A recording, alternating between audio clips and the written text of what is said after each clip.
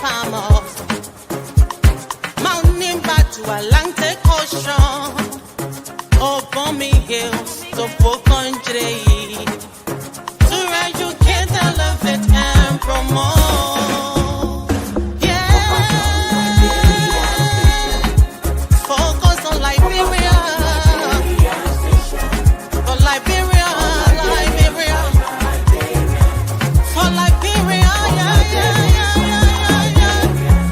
From Monday to Sunday, from Monday to Sunday, it's focus on Liberia.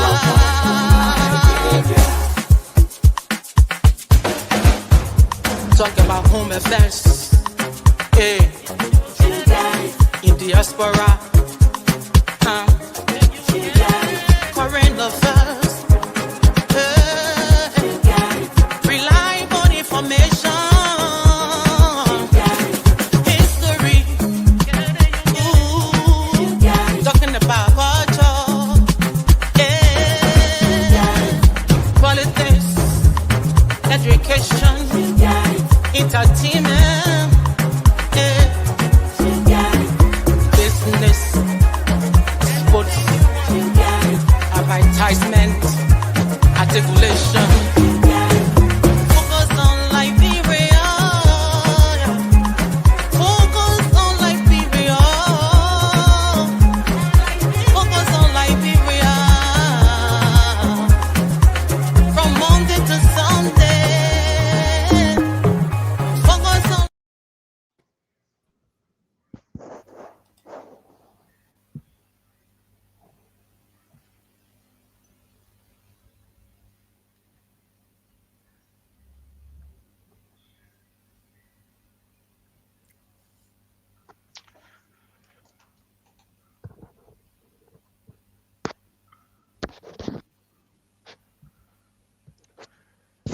Ladies and gentlemen, welcome to another session of Focus on Liberia. Hey, where's Dennis? Gabriel, I'm not on the show today. Ladies and gentlemen, welcome to another session of Focus on Liberia on the Marketplace. I am your co-host, Gabriel Carter. Today, we would like to take some time to talk about a pressing topic or discussion within our body of politics, and that is the recently signed memorandum of understanding with the government of Liberia and the United States on the building of a health system that is supposed to be similar to what the CDC is. That is supposed to be like a data warehouse for citizens that will allow citizens to share data, but that also allows the United States to have access to that. Right now, what I want us to do is basically just talk about the MOU within its entirety, what it means on both sides, what Liberia stands to benefit from it, as well as what the government of the United States stands to benefit from it. We're going to look at the data, the system, the clauses within the MOU, and also the cost associated with it. So there's a lot to talk about. It's a handful. I think it's 29 pages, but hopefully we can do our best to peel back the layers of the onion and make sense of it. So again, joining me here today is Russell Anthony, right? Hopefully I'm saying your name correctly. And also we had Thomas. I believe he's having connection problem. So Anthony, welcome to the show. Hopefully you had time to peruse the MOU. From what you've been able to read, would you be able to give me an overview of your understanding of the MOU? Yeah, thanks for having me on the show today, Yep. Mr. Gabriel Carter. So this MOU, it kind of gives Liberia a responsibility as well when it comes to how we look at foreign investment slash aid with the U.S. government. So it's kind of like putting like the U.S. government first initiates it. It takes the U.S. government takes a lot of the load off the project Yep. or data system. They will be allocating about 125 million towards this, and whereas the government of Liberia will be allocating about 50 million to it, to this project. So in total, we're looking at 175 over just a 6-year period, and then after that, Liberia will be responsible for any other financial things pertaining to the payments of the nurses, the collection of data, the maintenance of the systems and things like Yep. that. Yep. So this is something that, when I look at Liberia in the future, I look at us signing more deals like this because it doesn't just people aids and loans just doesn't just allocate all the totality of the project, but we as well too have to hold some financial responsibilities as well too. But what I don't see in this project is a lot of the operational responsibility when it comes to the protection of our data. There is not a clear-cut sentence or sentences that I can see in this budget that says that Liberia is protecting its data, its people data. And when we talk about the data protection, all that this MOU just says is that we will be abiding by international data policy laws and policies. Yeah, so we need to be able to put in our own words what those means. We cannot just abide by international policies, whereas the U.S. is actually putting in there that they're abiding by U.S. laws as well too. Where are the Liberia data policies laws that prevents the U.S. from kind of like taking over control of this MOU? And whereas I see this MOU as well too, the U.S. also says that if Liberia doesn't adhere to any data access, they're able to roll back on the MOU and not take responsibility for anything and just end it, or put Liberia on some kind of like a sanction. Who knows? But Liberia also needs to say that, hey, if you're not able to adhere by our data policies, our national data policies as well as well as international data policies, we will cut this off. And I'm pretty sure that the article that a team member of this panel just sent in a group chat just says that Kenya actually suspended their data sharing arrangement with the U.S. as well too. But I'll give the host, the other panelists, time to come in and talk about. Yeah, thank you. That is a great perspective. I didn't look at the the part of the the contribution that we're contributing. I believe you said 50 million. So I didn't look at that aspect as well. I agree with you. I didn't see the maybe I was too focused on other stuff. I didn't look at the responsibility on our end in terms of really enforcing ourselves to say we're going to protect the data of the citizen. So thank you for pointing that out. Thomas, I know you briefly left us, but again, welcome. You're a regular here. Basically, what I would like to do is basically get an overview of your perspective of the MOU in terms of how do you understand it? What do you think it is? And then we can dive into the meats and bounds later on. Right. Thank you, Gabriel. Can you hear me? Yes. Okay. So I think before we go to the MOU, it's good for us to give a context and background of the MOU. That way we are able to situate the MOU in the discussion. How did we get here? And why are we at this place at this point in time? So we all do know that before now, the US government has been the largest bilateral aid provider globally. And that aid they provide goes to different sectors, to health, to education, to food security, to humanitarian support, and all of that. Since January 2024, when President Trump started his second term in office, there has been this push to be able to get away from aid and transition to trade. And part of that effort led to the dissolution of USAID. So historically, USAID has been the arm of the government, of the US government, that programs US development aid across the globe. Right. But as of mid 2025, and I think August 9, all of the USAID operations across the different countries actually shut down and they laid down their staff. But the message the US government had always sent is that the closure of USAID was not the end of US development aid. They said they were going to change the modality. So right now, the programming of US development aid is under the State Department.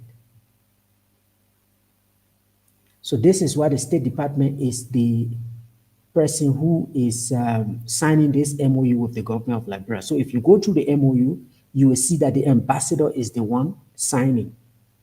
Previously, it would be the USAID mission director signing this kind of MOU on development aid. But also, as you mentioned, that when USAID closed in Liberia, there were around 20 to 20 some more projects that were being implemented.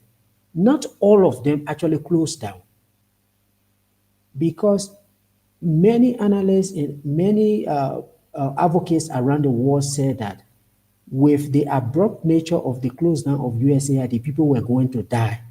People who were benefiting from humanitarian support from the US, people who were benefiting from health-related support like HIV and AIDS, malaria, and all of that, they were going to die. So even though the USAID projects closed down in Liberia, some of them in the health sector actually remain. Either 3 or 4 of them related to malaria, HIV, the supply of drugs, and all of that. So this MOU is actually building on those projects that are there in the health sector. So now this MOU is actually operationalizing this position of moving away from providing development aid through intermediaries.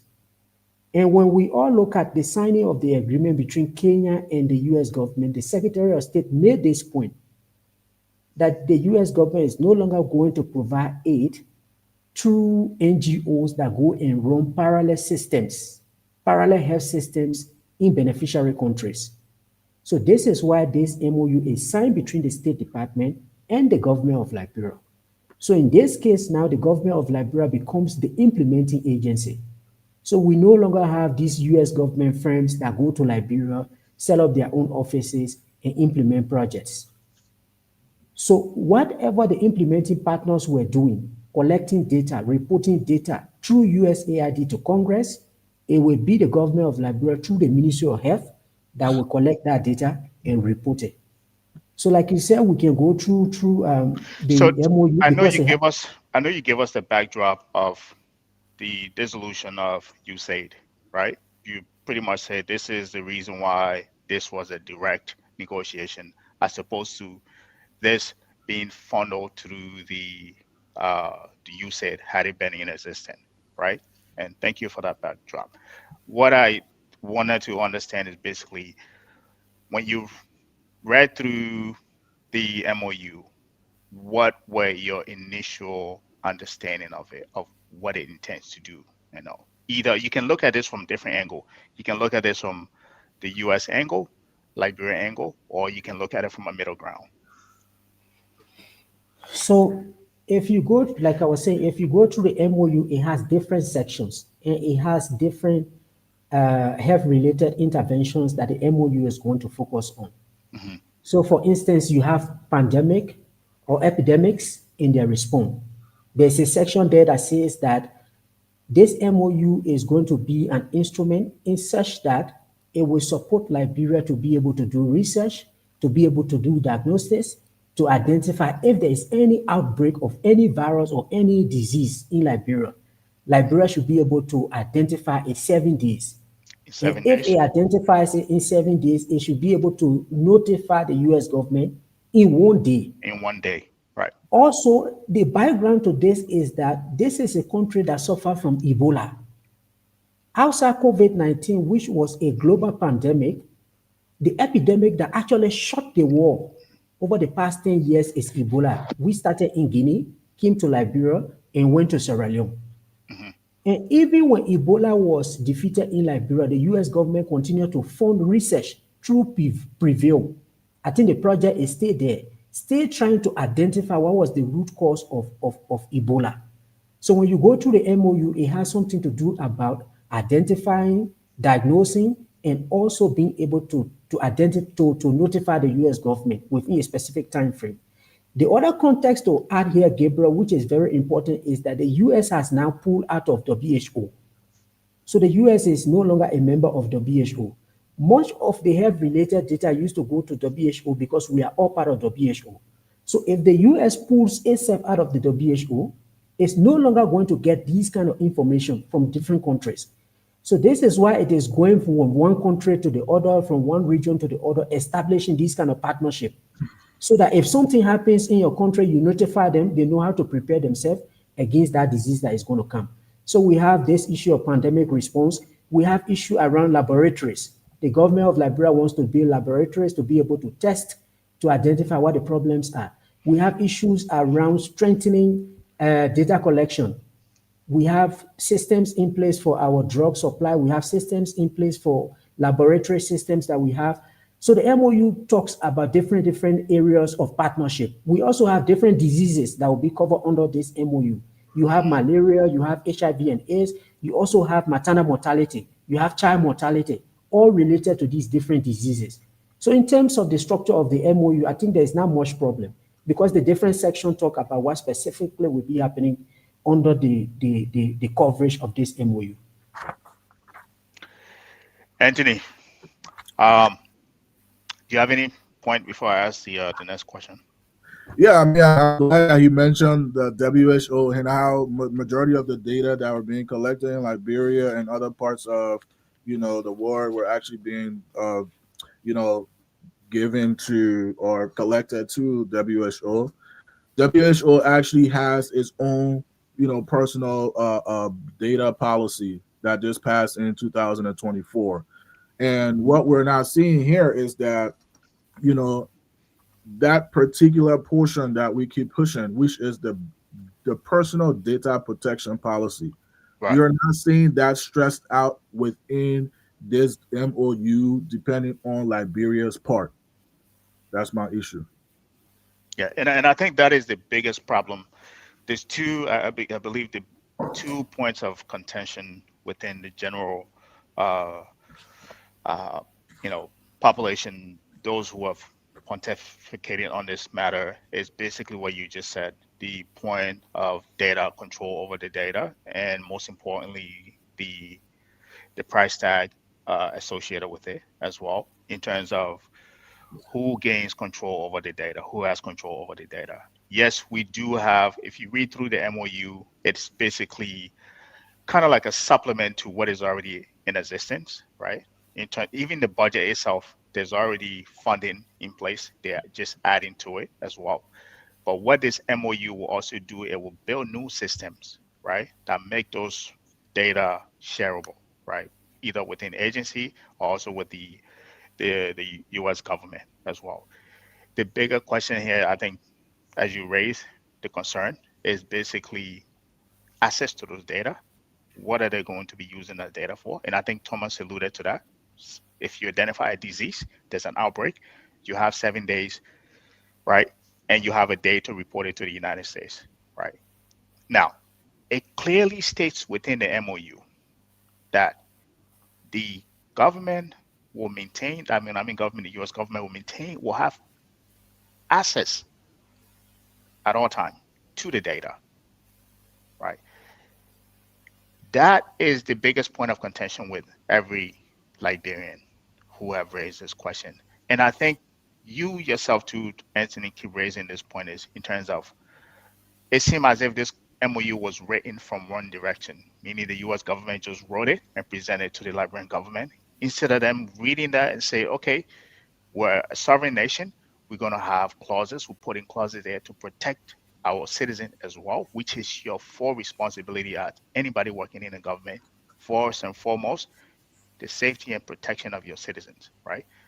That was never done, right? So if you read this thing, you see it's just a handover. People are interpreting this thing as a handover of access to data, key information, right? So that is the point of contention here. And I think I want us to take a really deep dive into that in terms of how we really maybe understand it and how, if we were to be able to change this thing, how will we have a change it pretty much? Gabriel, Yeah. Gabriel, this is one thing sometimes we in the diaspora, people can have problem with us back home.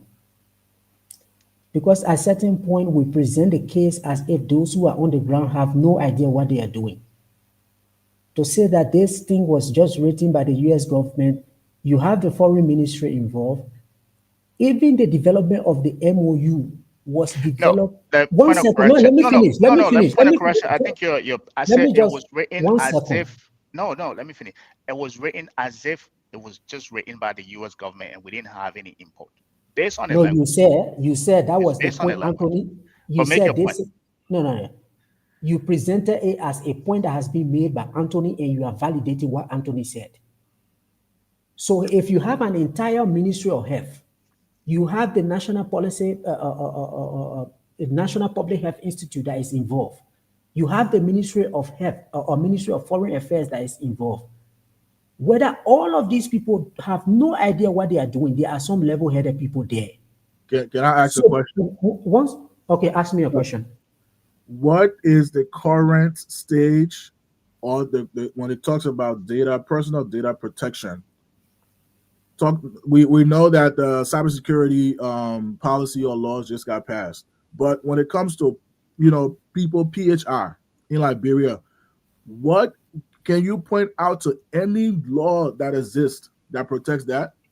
Since you say that we have level-headed people in the country, why was that PHR, or why is it that a data protection policy not being placed in this by the Liberian people exactly. or the Liberian people? When it comes, because we can understand that they're collecting data, right? And we can understand that we will not have total access to this data, and we might not have the cybersecurity expertise to know who is in our systems at all times. But if we do discover that, what laws in our constitution can we implement and say, oh, America broke this our law, they have access to this data of our people, we can fight them on this? What is that law in this MOU that shows you that Liberians are the Liberian people at the public health ministry and also the foreign ministry? What law does that shows you that they are serious about protecting our data? So let me clarify to you first. Whatever data we are talking about in this MOU that eventually gets reported is not PII. It's not PII that will be reported. So no one is going to go to. I'm not talking about the report of the data. Listen to. When you say access under the MOU, we are talking about project-related data. So the first thing in this MOU is that there are indicators in the MOU. Go to section 1 of the MOU. Will the U.S. have access? Will the U.S. have access to the infrastructure currently in Liberia when it comes to the DHIS2? It says that when they are doing performance, will the U.S. have access to the data warehouse in Liberia, because they were going to be doing compliance and auditing as well too. So will they have access to that? That's what I'm coming to. The way this MOU is designed is almost like the way the FARA was designed. That the government of Liberia is going to spend her own resources.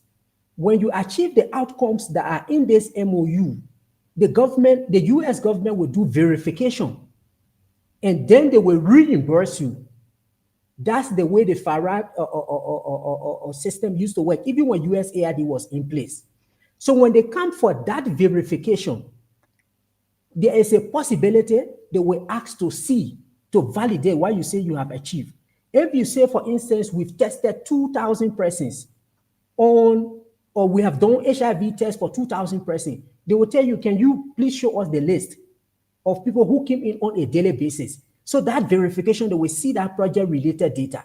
What I'm saying to you is that they are now going to ask you that when Anthony came to the clinic, was he HIV positive or not? And they take your name, they take your result, and they take the rest of it. When we talk about protecting PII, it's that kind of level of data that we are talking about. But we should not have concern about the data that gets reported at the project level, because that doesn't have to do with individual or personal data. This is project-related data. And beyond the US government, when any donor agency, whether it's DFID, whether it's GIZ, whether it's the suites, when they provide money to you to implement project, you have to report performance data. And the performance data will be reported against the indicators that are in the project document. In this case, the outcome indicators that are in the MOU. To go back to your point about PII, we do not have currently, Liberia has to do work on this. Like the US government have all of their laws around PII, for instance. Nobody can ask for your social security number in the US and somebody take it and give it to them. It's protected. Nobody can take your passport number and these other numbers that are personal identifiers and they take it and give it to them. These are places that Liberia need to work on. But even when we did not have it, we implemented projects and then we reported performance data, which is what we'll be reporting here. So this is the point I keep making to my colleagues, that the data we are talking about here is not PII-related data. The government of Liberia is not going to take your name and submit it and submit your HIV status. That's not what will be done. They don't need to do that if the system is being built and the person funding the system has absolute access to the system. You don't need to report any data. And Gabriel, it doesn't work that way either. It says it right in the No, MOU. it doesn't work that way. Liberia is a sovereign country. One second. Listen to me now. Listen to me now. Wait. A sovereign country that does not have this PHI.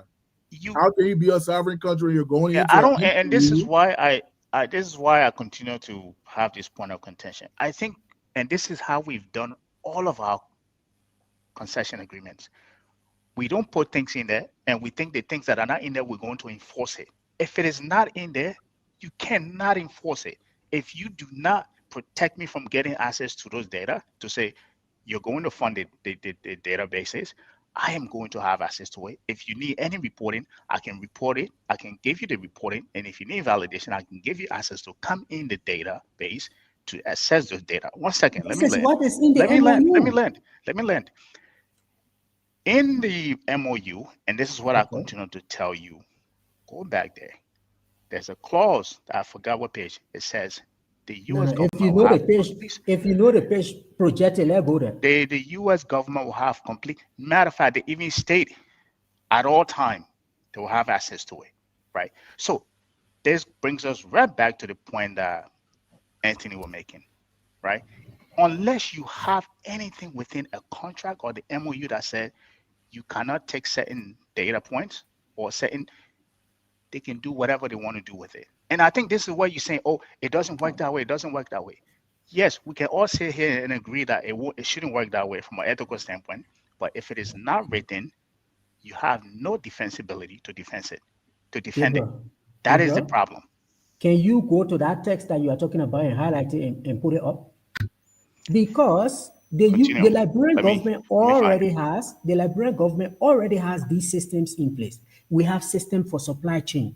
We have system for laboratories.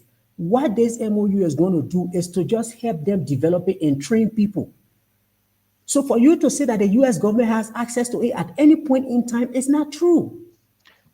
If for project implementation purposes, if there is a report to be made, they will go through those systems and be able to report to the US, to the State Department, because the State Department is representing the US government in implementing this MOU.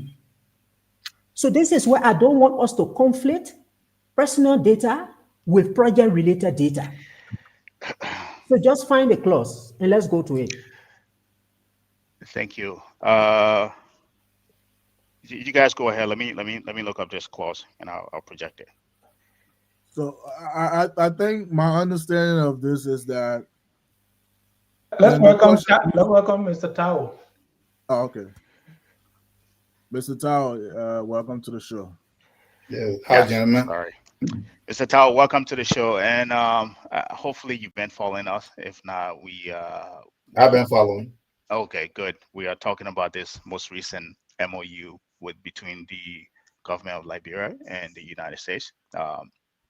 Basically, we want to get a better understanding of what it is on both ends, from this perspective of the United States, as well as from the perspectives of Liberia. But most, as I stated here several times, the most contention point here is the data, right? That is being shared within the, that is being developed. Who has control over it, right? How is that data handled? How is it transferred, right? Um, if you have had time to read the MOU, I would like to hear your thoughts on your perspective in terms of what you made of it from your reading. Okay. So hi to my fellow panelists and hi to our viewers. Yes, I started following this stuff. Is very similar from Kenya. Okay, that is where I started following it. Even before the first MOU was signed in Kenya, I started following this. And this is not that much different from a lot of things that the US or the Western countries do in Africa. The question, and before I go into that, I will try to say this first. There was something said here that as if there was no difference between USAID and the State Department or the US government. Mm-hmm. The programs they ran, that USAID ran, is a continuation of it. The USAID is an arm of the State Department, or was an arm of the State Department. The implementation arm of the State Department when it comes to certain aspects of foreign policy, which is like soft power. Mm-hmm. So it's not different. It was based in the state, so we shouldn't try to make it like they're separate. The next thing here is that where is the proof that Liberia was involved in the writing of this MOU? It doesn't exist. Just like everything else, all that we have been is we've been signatory to treaties and to agreements and to MOUs and to different things. It is the same thing. We are just continuing the same way. Then the next question that we need to ask first is, why at this time, what is the United States government's interest in the health sector on the scale of Africa? At this stage, there is a reason. Right. There is a reason. The Trump administration came to power and they said that they were pouring aid. And everything was going to be what? America first. That's very good. Every country should look out for their own interest. Then while all of a sudden, they're saying, look, now we have interest in wanting to help Africa or African countries to solve their health problem. How is that in the interest of the US? How is that America first? These are some of the questions we should be asking. Mm-hmm. Actually, before we even then approach this, what is America's interest in this? And that is I think one of the questions I keep asking here that I think everybody keep maybe dodging is basically why, the perspective from the perspective of US, why do you think they put forth such an agreement? Okay. This wasn't just in Liberia, just in Kenya as well. And I believe Kenya voted that down. They never, they have yet to rectify that agreement fully. And then it came to us, and without hesitation, we're the first country that signed it with nothing else. But Gabriel, Gabriel, can I make a point?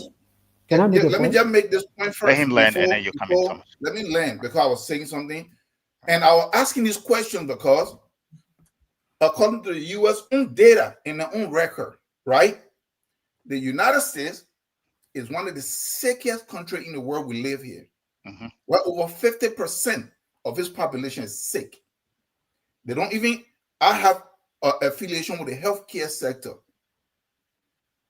to where they have what you call a disease management system. It's not even a healthcare system, to where they can't even help their own citizens to where just medical bill making people go bankrupt.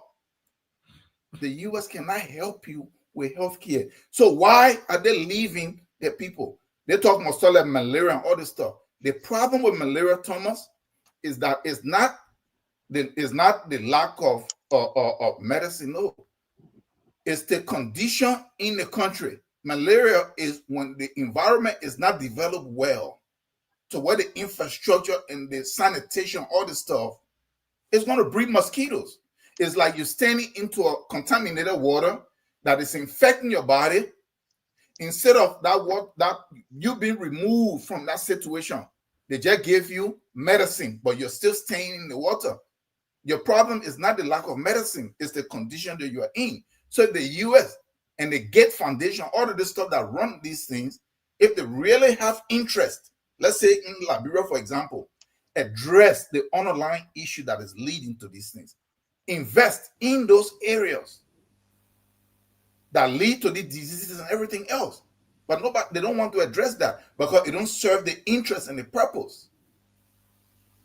So there is a whole lot more tied to this, and as we go on, I'm going to point some of them out, and I'm going to show references, and we're going to discuss it.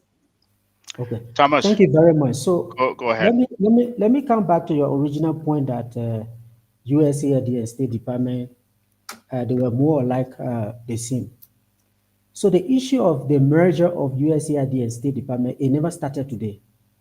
This has been an ongoing battle. Even back in 2010, 2012, onto 2015. The U.S. State Department, there have been argument that it should be that USAID should be merged into State Department. And other countries have done it. Australia did it. The UK did it. So now, we used to have a DFID before. We no longer have DFID. The International Development Arm for the UK is actually merged into their foreign policy. The distinction was that the State Department used to focus on diplomacy, and then USAID focused on development. If you listen to what the Secretary of State has been saying all along, and this is why sometimes when we come on the show, we can have some differences, because there are things that are put out there, and then sometimes we try to contradict them. The Secretary of State had repeatedly said that the US government is not going to stop aid. What they thought they were going to stop was to provide aid through NGOs. And I reference the signing ceremony of Kenya. They have said when they are providing aid now, they will provide it to the governments. They don't want these middlemen. They don't want NGOs.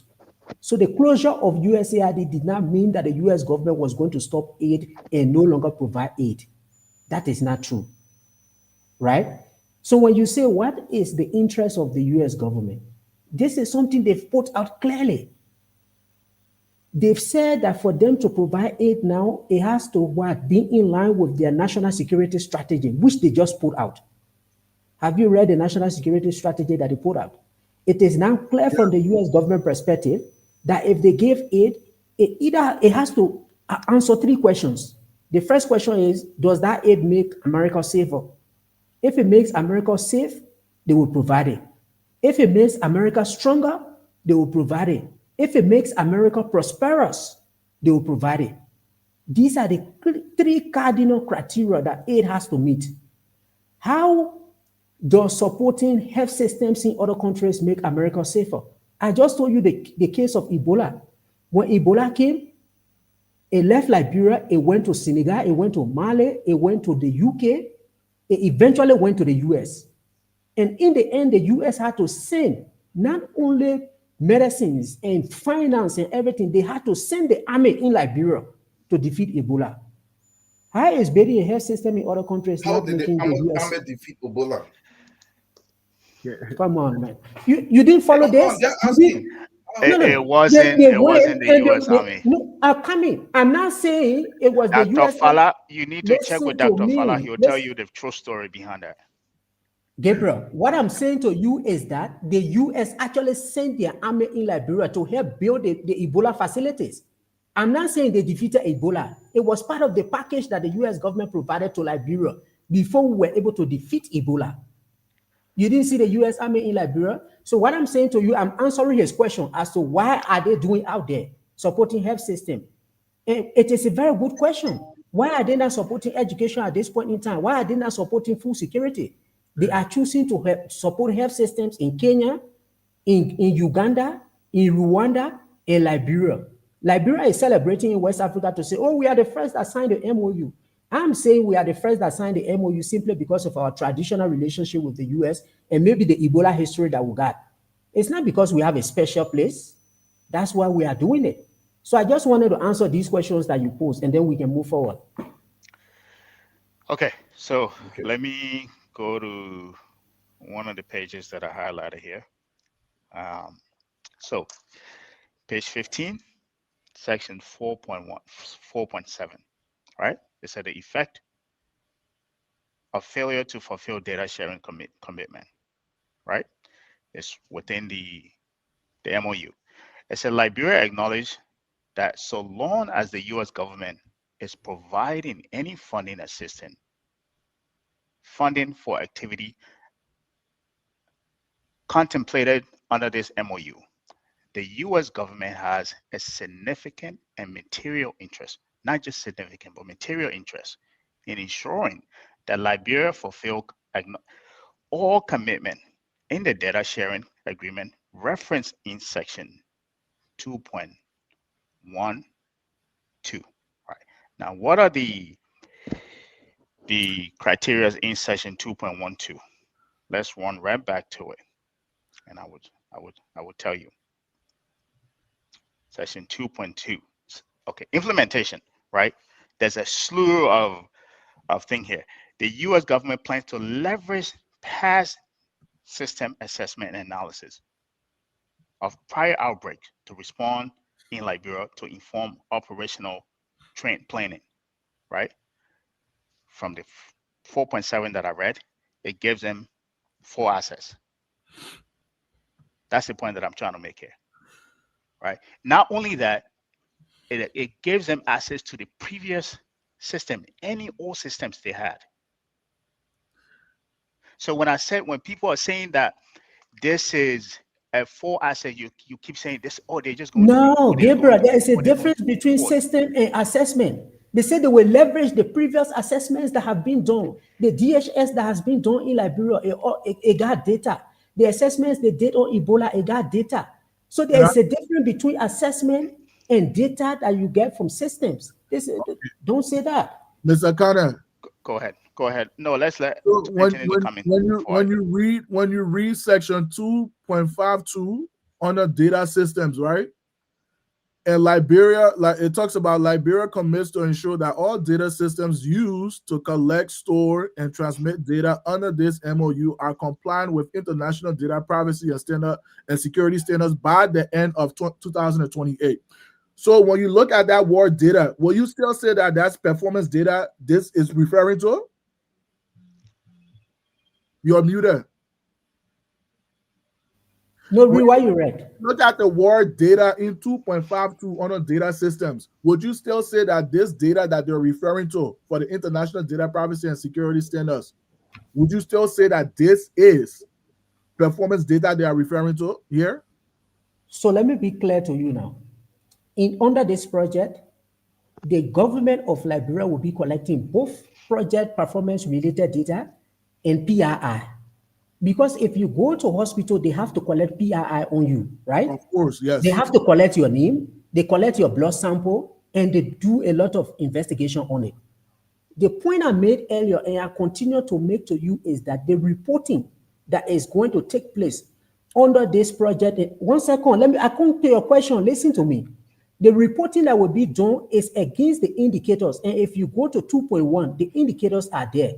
The government of Liberia will hold your PRI and aggregate the performance-related information and provide it to you. The point you just read, it commits Liberia to data protection based on international standards.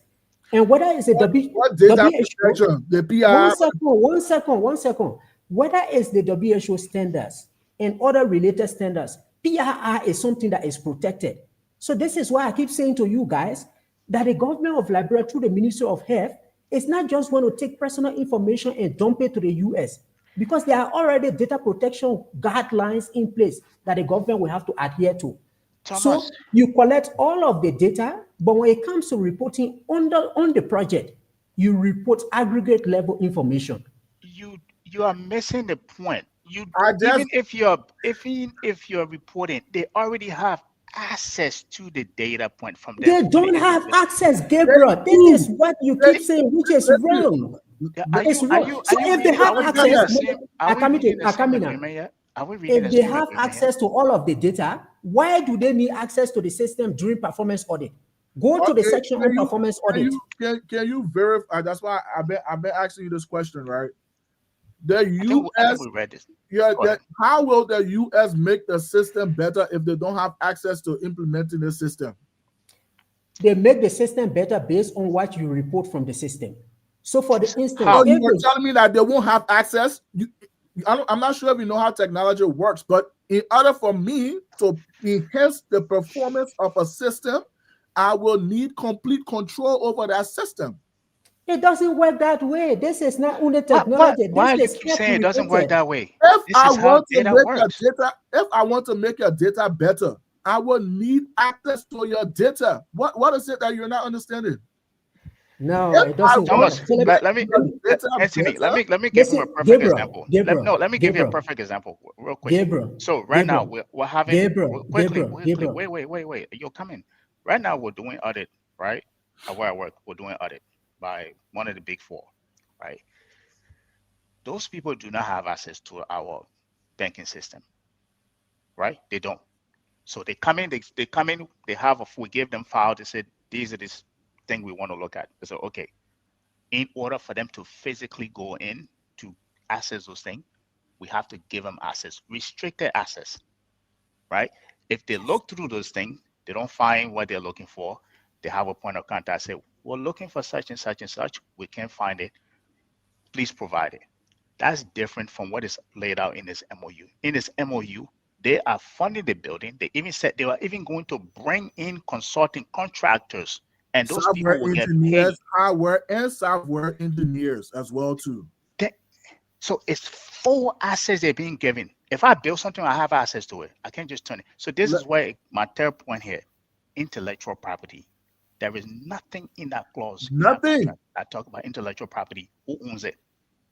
And you keep saying, oh, they don't work that way. It don't work that way. I understand. But contract don't work that way. If it's not stated in there, you cannot defend it anywhere in international law or even domestically. That's the point that we're making here. Go ahead, Anthony. Let So, me hold on, Gabriel. Mr. Thomas, hold on one second. There's this term called, there's not the term, but there's something called differential data, right? Differential data means that you can have my name, but you cannot have, certain particular information Identifiable. about me that can make you to create a profile on me. That is what this MOU should have focused on as well. That there should be a differential data that where people will have access to say that, okay, we know that 45,000 people in Liberia, 36,000 people in Liberia have HIV, but we don't know their particular address. We don't know their phone number. We know their first name, but we don't know their last name. These are things that we should implement in this MOU that I'm trying to make you to understand. Without these things, the United States government they will have access to all these information. Anthony. Do you want to know why? Do you want to know Anthony. why? Do you want to know why certain documents you get back, they only give you your full last detail of your social security number and not the full? Anthony. Yes, sir. When the National AIDS Commission recently reported that there are 31,000 persons in Liberia that have AIDS, 36,000 persons in Liberia that have AIDS, do you know where these people live? No. Do you know their names? No, but they show certain. That's what I'm saying to you. The data that gets reported. Why is it not in this? Why is it not in this MOU? 1 second now. And you took all the time to speak. Take your time as well. Liberia is a country. It has systems by itself. The National AIDS Commission goes out and collects a lot of information. They test people. They know who has AIDS and who does not have AIDS. When they come to the public, they call the number. And this is why I'm consistently saying to you that the report that goes against HIV reporting to the US government is going to be this aggregate level. Go to the indicator, number of people who have been tested. The more that number increases, the more we know that the government of Liberia is doing well to be able to reduce AIDS. Number of transmissions they are being able to stop between the mother and the child. So these are aggregate level numbers that get reported to the what? To the US government. The PRI that will be there, the people need where to live and all of that. That's not what you take and give to another government. This is the point I keep making. And if you go, one second. If you go to section, here is the line. I think it's section, let me read the section to you. 2.5.2 under implementation plan. Yes, sir. It says, the United States and Liberia intend to negotiate a data sharing arrangement that includes the elements set out in Appendix 5 for the purpose of exchange data on long-term performance of the MOU and for accountability to the US Congress. So if all of the systems that are in place already, the US government got access to it. So why do they negotiate a data sharing agreement? If everything you are saying, they build a system, they have access to it, why do they need to negotiate a data sharing agreement with the government of Liberia? Can I speak? I listen to you, and I will answer your question. Thomas. Yeah, go ahead, and I'll let. Look at what happened here. Right. I don't know because I come from the science background, and I've done research, and I've collected data, and I've analyzed and done all of this stuff. There is no difference here. The U.S., because I read portion of the MOU, like you guys are mentioning now, what the U.S. is going to be the one responsible for both hardware and software. They're going to design the database. They're going to pretty much have contractors. They're going to have access to the full data. All of this stuff about writing in about your aggregate is the formality of it. Like Gabriel just said here, I have my organization that will work through certain databases. And something went wrong with our account. But the people on the other end from the tech support try to check.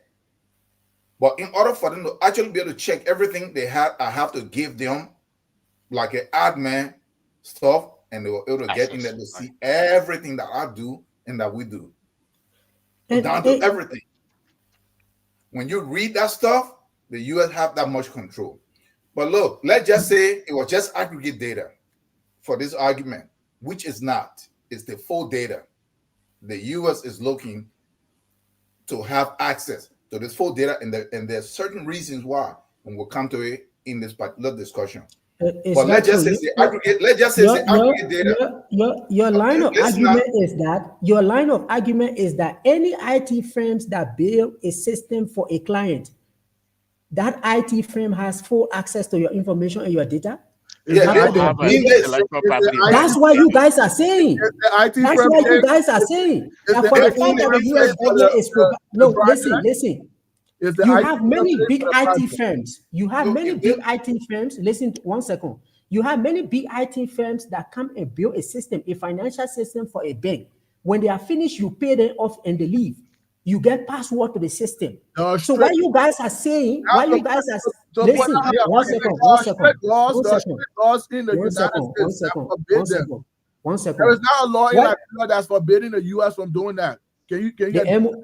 The MOU forbids them. My man, now I want to believe. So what you guys are saying is essentially that anytime you build a system from someone, even after you've completed building the system, you have full access to it. Thomas, is that what you are saying?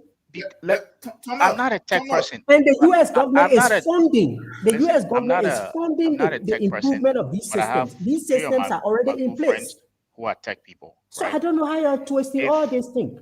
If you enter into an agreement with somebody to build a system for you, within the scope of work, there's also going to be the Security. transfer of intellectual property.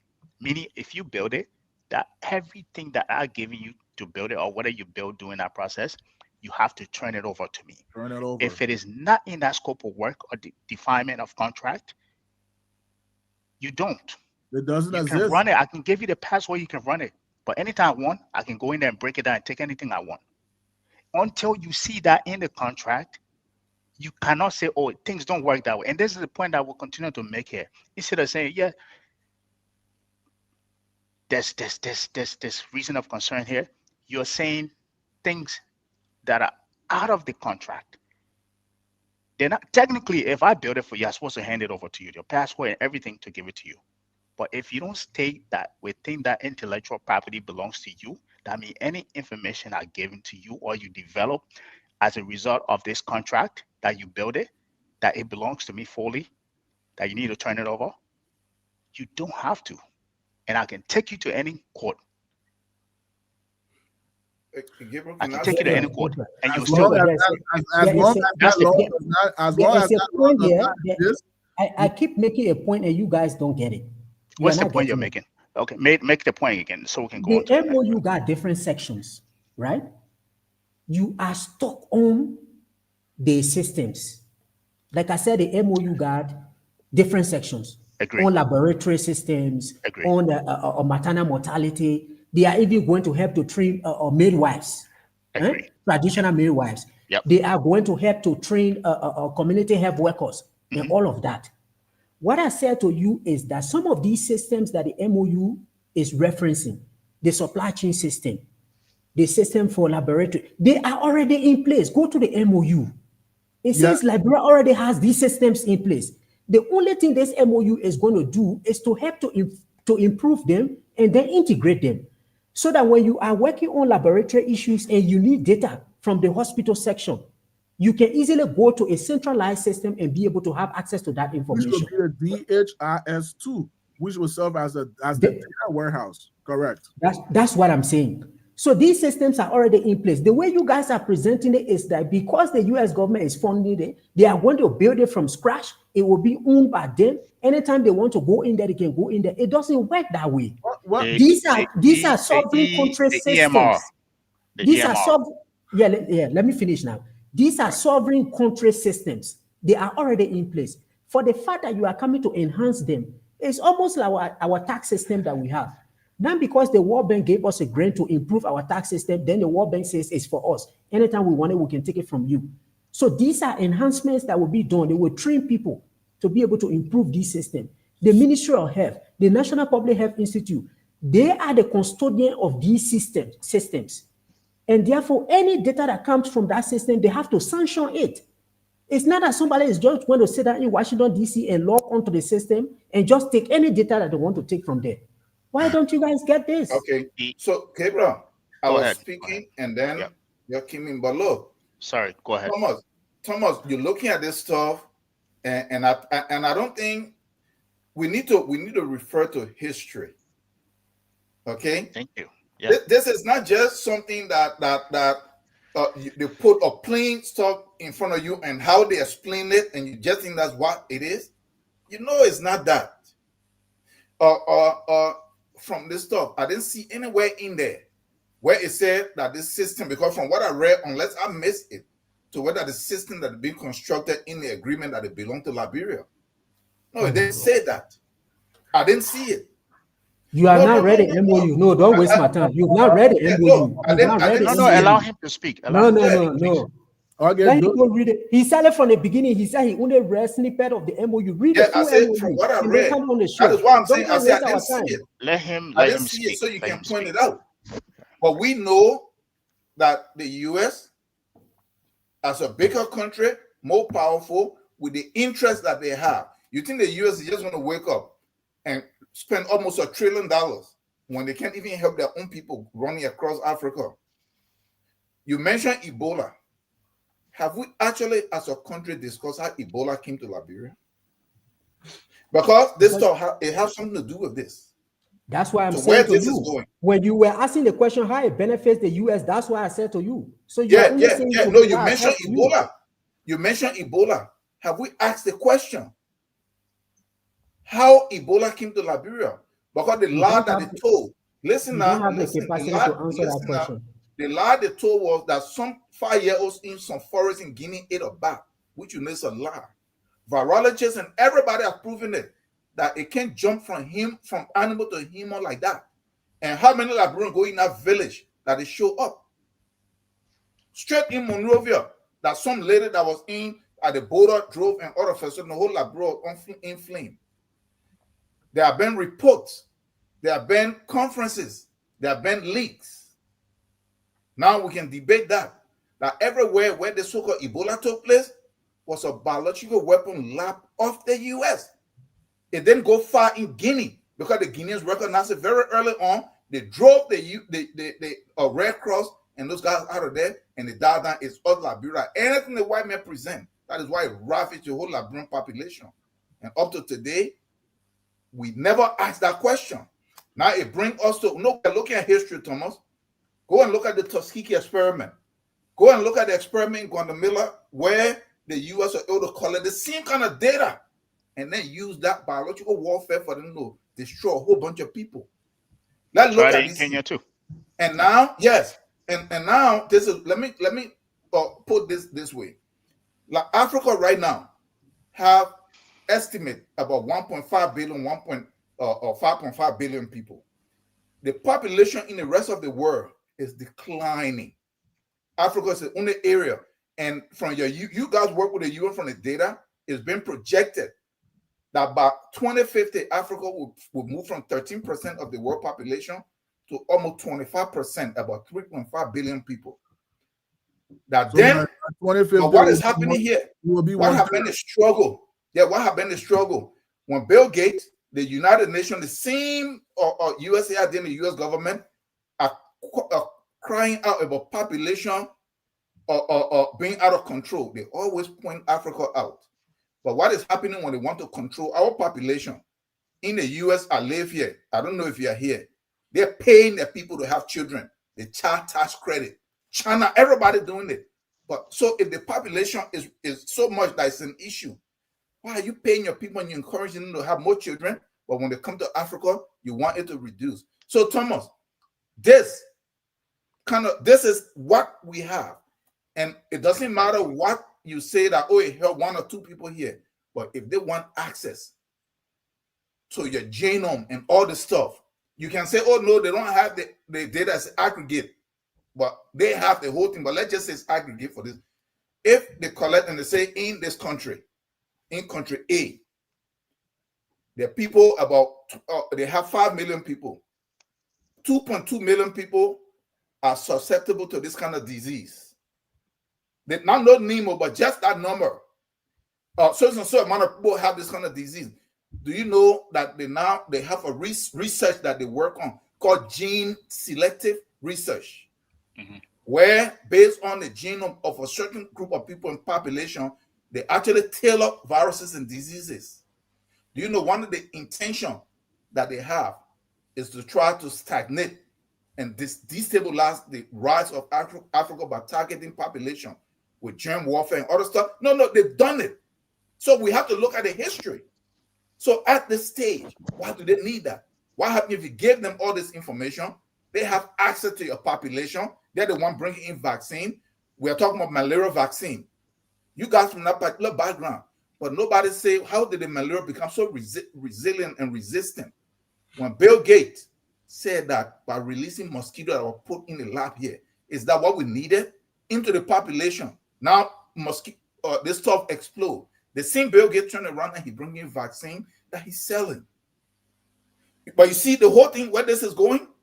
So you think from all these records we should not have concern. So it's not about the found data, Thomas. It's not about the found data in this process that you're explaining. Let me add one point. Let me add one point to what he said. Perfectly, in Kenya, they were giving people what we call tetanus shots, right? Tetanus, what you're supposed to take you take it last 10 years, you go back again, you take it every 10 years. But in those tetanus shots, they were laced. They were laced to sterilize women. and they, some Kenyan doctor ended up testing the tetanus shots. They stopped that. So the concern here is the backdrop of historical context to that you have to add to that, as opposed to, oh, we want to, everybody want Liberia to do well. We want our system to improve, right? But do so with complete control over your data and the protection of your citizen. Anyway, Anthony. So this is where go ahead, and then I'll yeah, Thomas, go ahead, and then this is where, Gabriel, when we come to these kind of discussions, I love us to layer it. Let's look at the literary text in the MOU. We discuss it, and then we can go and discuss the context. Then we can go and discuss some of these other issues that Mr. Tao is discussing. It is not that I don't know the history. I know the history of all of these have related things that have happened. But my point is, don't bring a theory in the MOU that is not part of the MOU. At least when we say, let's get to that point, then we can get to the point. But we look at a text that is written in the MOU. The text does not say that you are going to provide personal data. Even when you are discussing about genes and other things, you can only be able to access that information when the specimen is given to you. If they take somebody blood in Liberia for malaria, and that blood is not given to you, the only information you get is the number of persons who were tested for malaria. How do you use that number of persons to do all the genes that you are talking about outside the specimen? So this is what I'm saying, that much of the data we are talking about in this MOU, and the indicators that are there, maternal mortality, child mortality, number of persons that get tested for HIV and AIDS, number of persons that got malaria bed net. These are not data sets that somebody is going to take to be able to have access to your blood specimen that is in Liberia. These are different levels of things. So this is why I want us to be very careful when we discuss data. Are we discussing project-related data? Are we discussing personal data?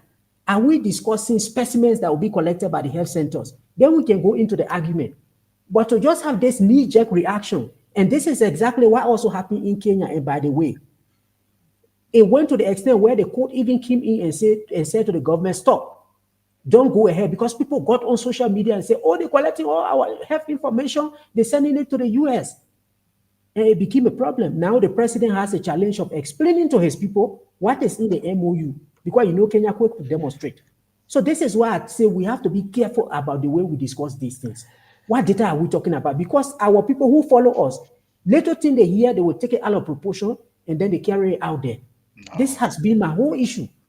Okay, look, let me Anthony, before you come in real quick, just like 10 seconds. Thomas made a point that if they don't collect the actual blood samples, that how would they have that for genome? Thomas, they don't have to have the individual blood samples. You think they're going to go ahead if they need to do 5 million people? They will go ahead and do no. That's not how it works. All they need to know is people in this demographic, in this race, have this kind of majority that have this illness. Based on that, they can code and see the gene that make them to be susceptible to that. That is all they need to know. So they don't even need to actually have the aggregate data is enough. It should not be turned over to anybody. Nobody should have access to it. Mr. Tao, all that you're discussing is in your demographic health survey. So if they need that data, they already have it. Okay. How does it matter? Have you read the demographic health survey? Can I come in, please? Have you read the demographic health survey? Thomas, let's allow Anthony to come. I would like to talk about a question here that someone in the chat had posted. So Liberia doesn't have privacy policy, and is that what you guys are saying? Correct. There is not a data protection policy that is in the Liberian constitution right now, and we still deal with the constitution from I think 1986. 1986, yes. So the point that I wanted to make is that this is a memorandum of understanding, MOU. So we need to look at the U.S. role. The U.S. role is specifically to assist with funding and also technical support. That technical support includes both software and hardware. So what I want for people to understand is that if I am supporting you technically and I have both software and hardware, that means that I will need access to your hardware and your software. And if I am assisting you, whether it's by moving to the cloud or building additional physical or hardware infrastructure, I will need access to that as well too. There is no way possible how I can assist you software and hardware and then not have access to your infrastructure. Whatever infrastructure that exists, which is the DHIS2, the data warehouse in Liberia, which will be serving as the data warehouse in Liberia, I will need both hardware and software access to that. That's what I want for Mr. Thomas to understand.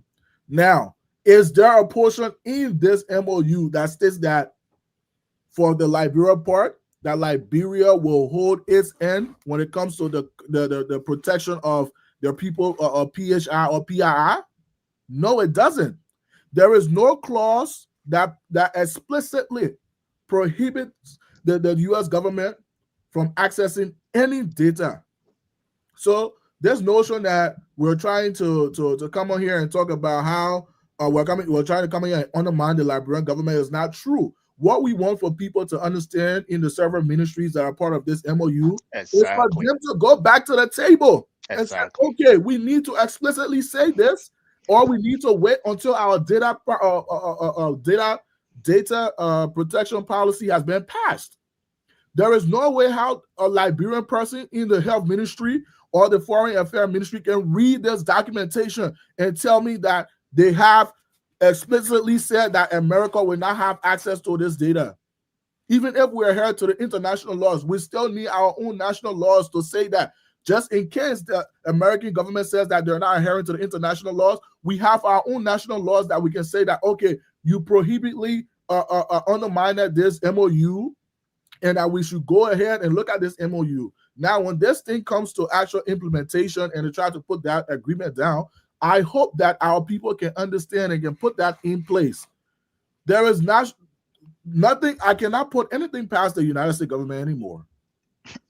Unless you don't. And neither can I put anything past the Liberian government. Yeah. But they need to show us that they care about us.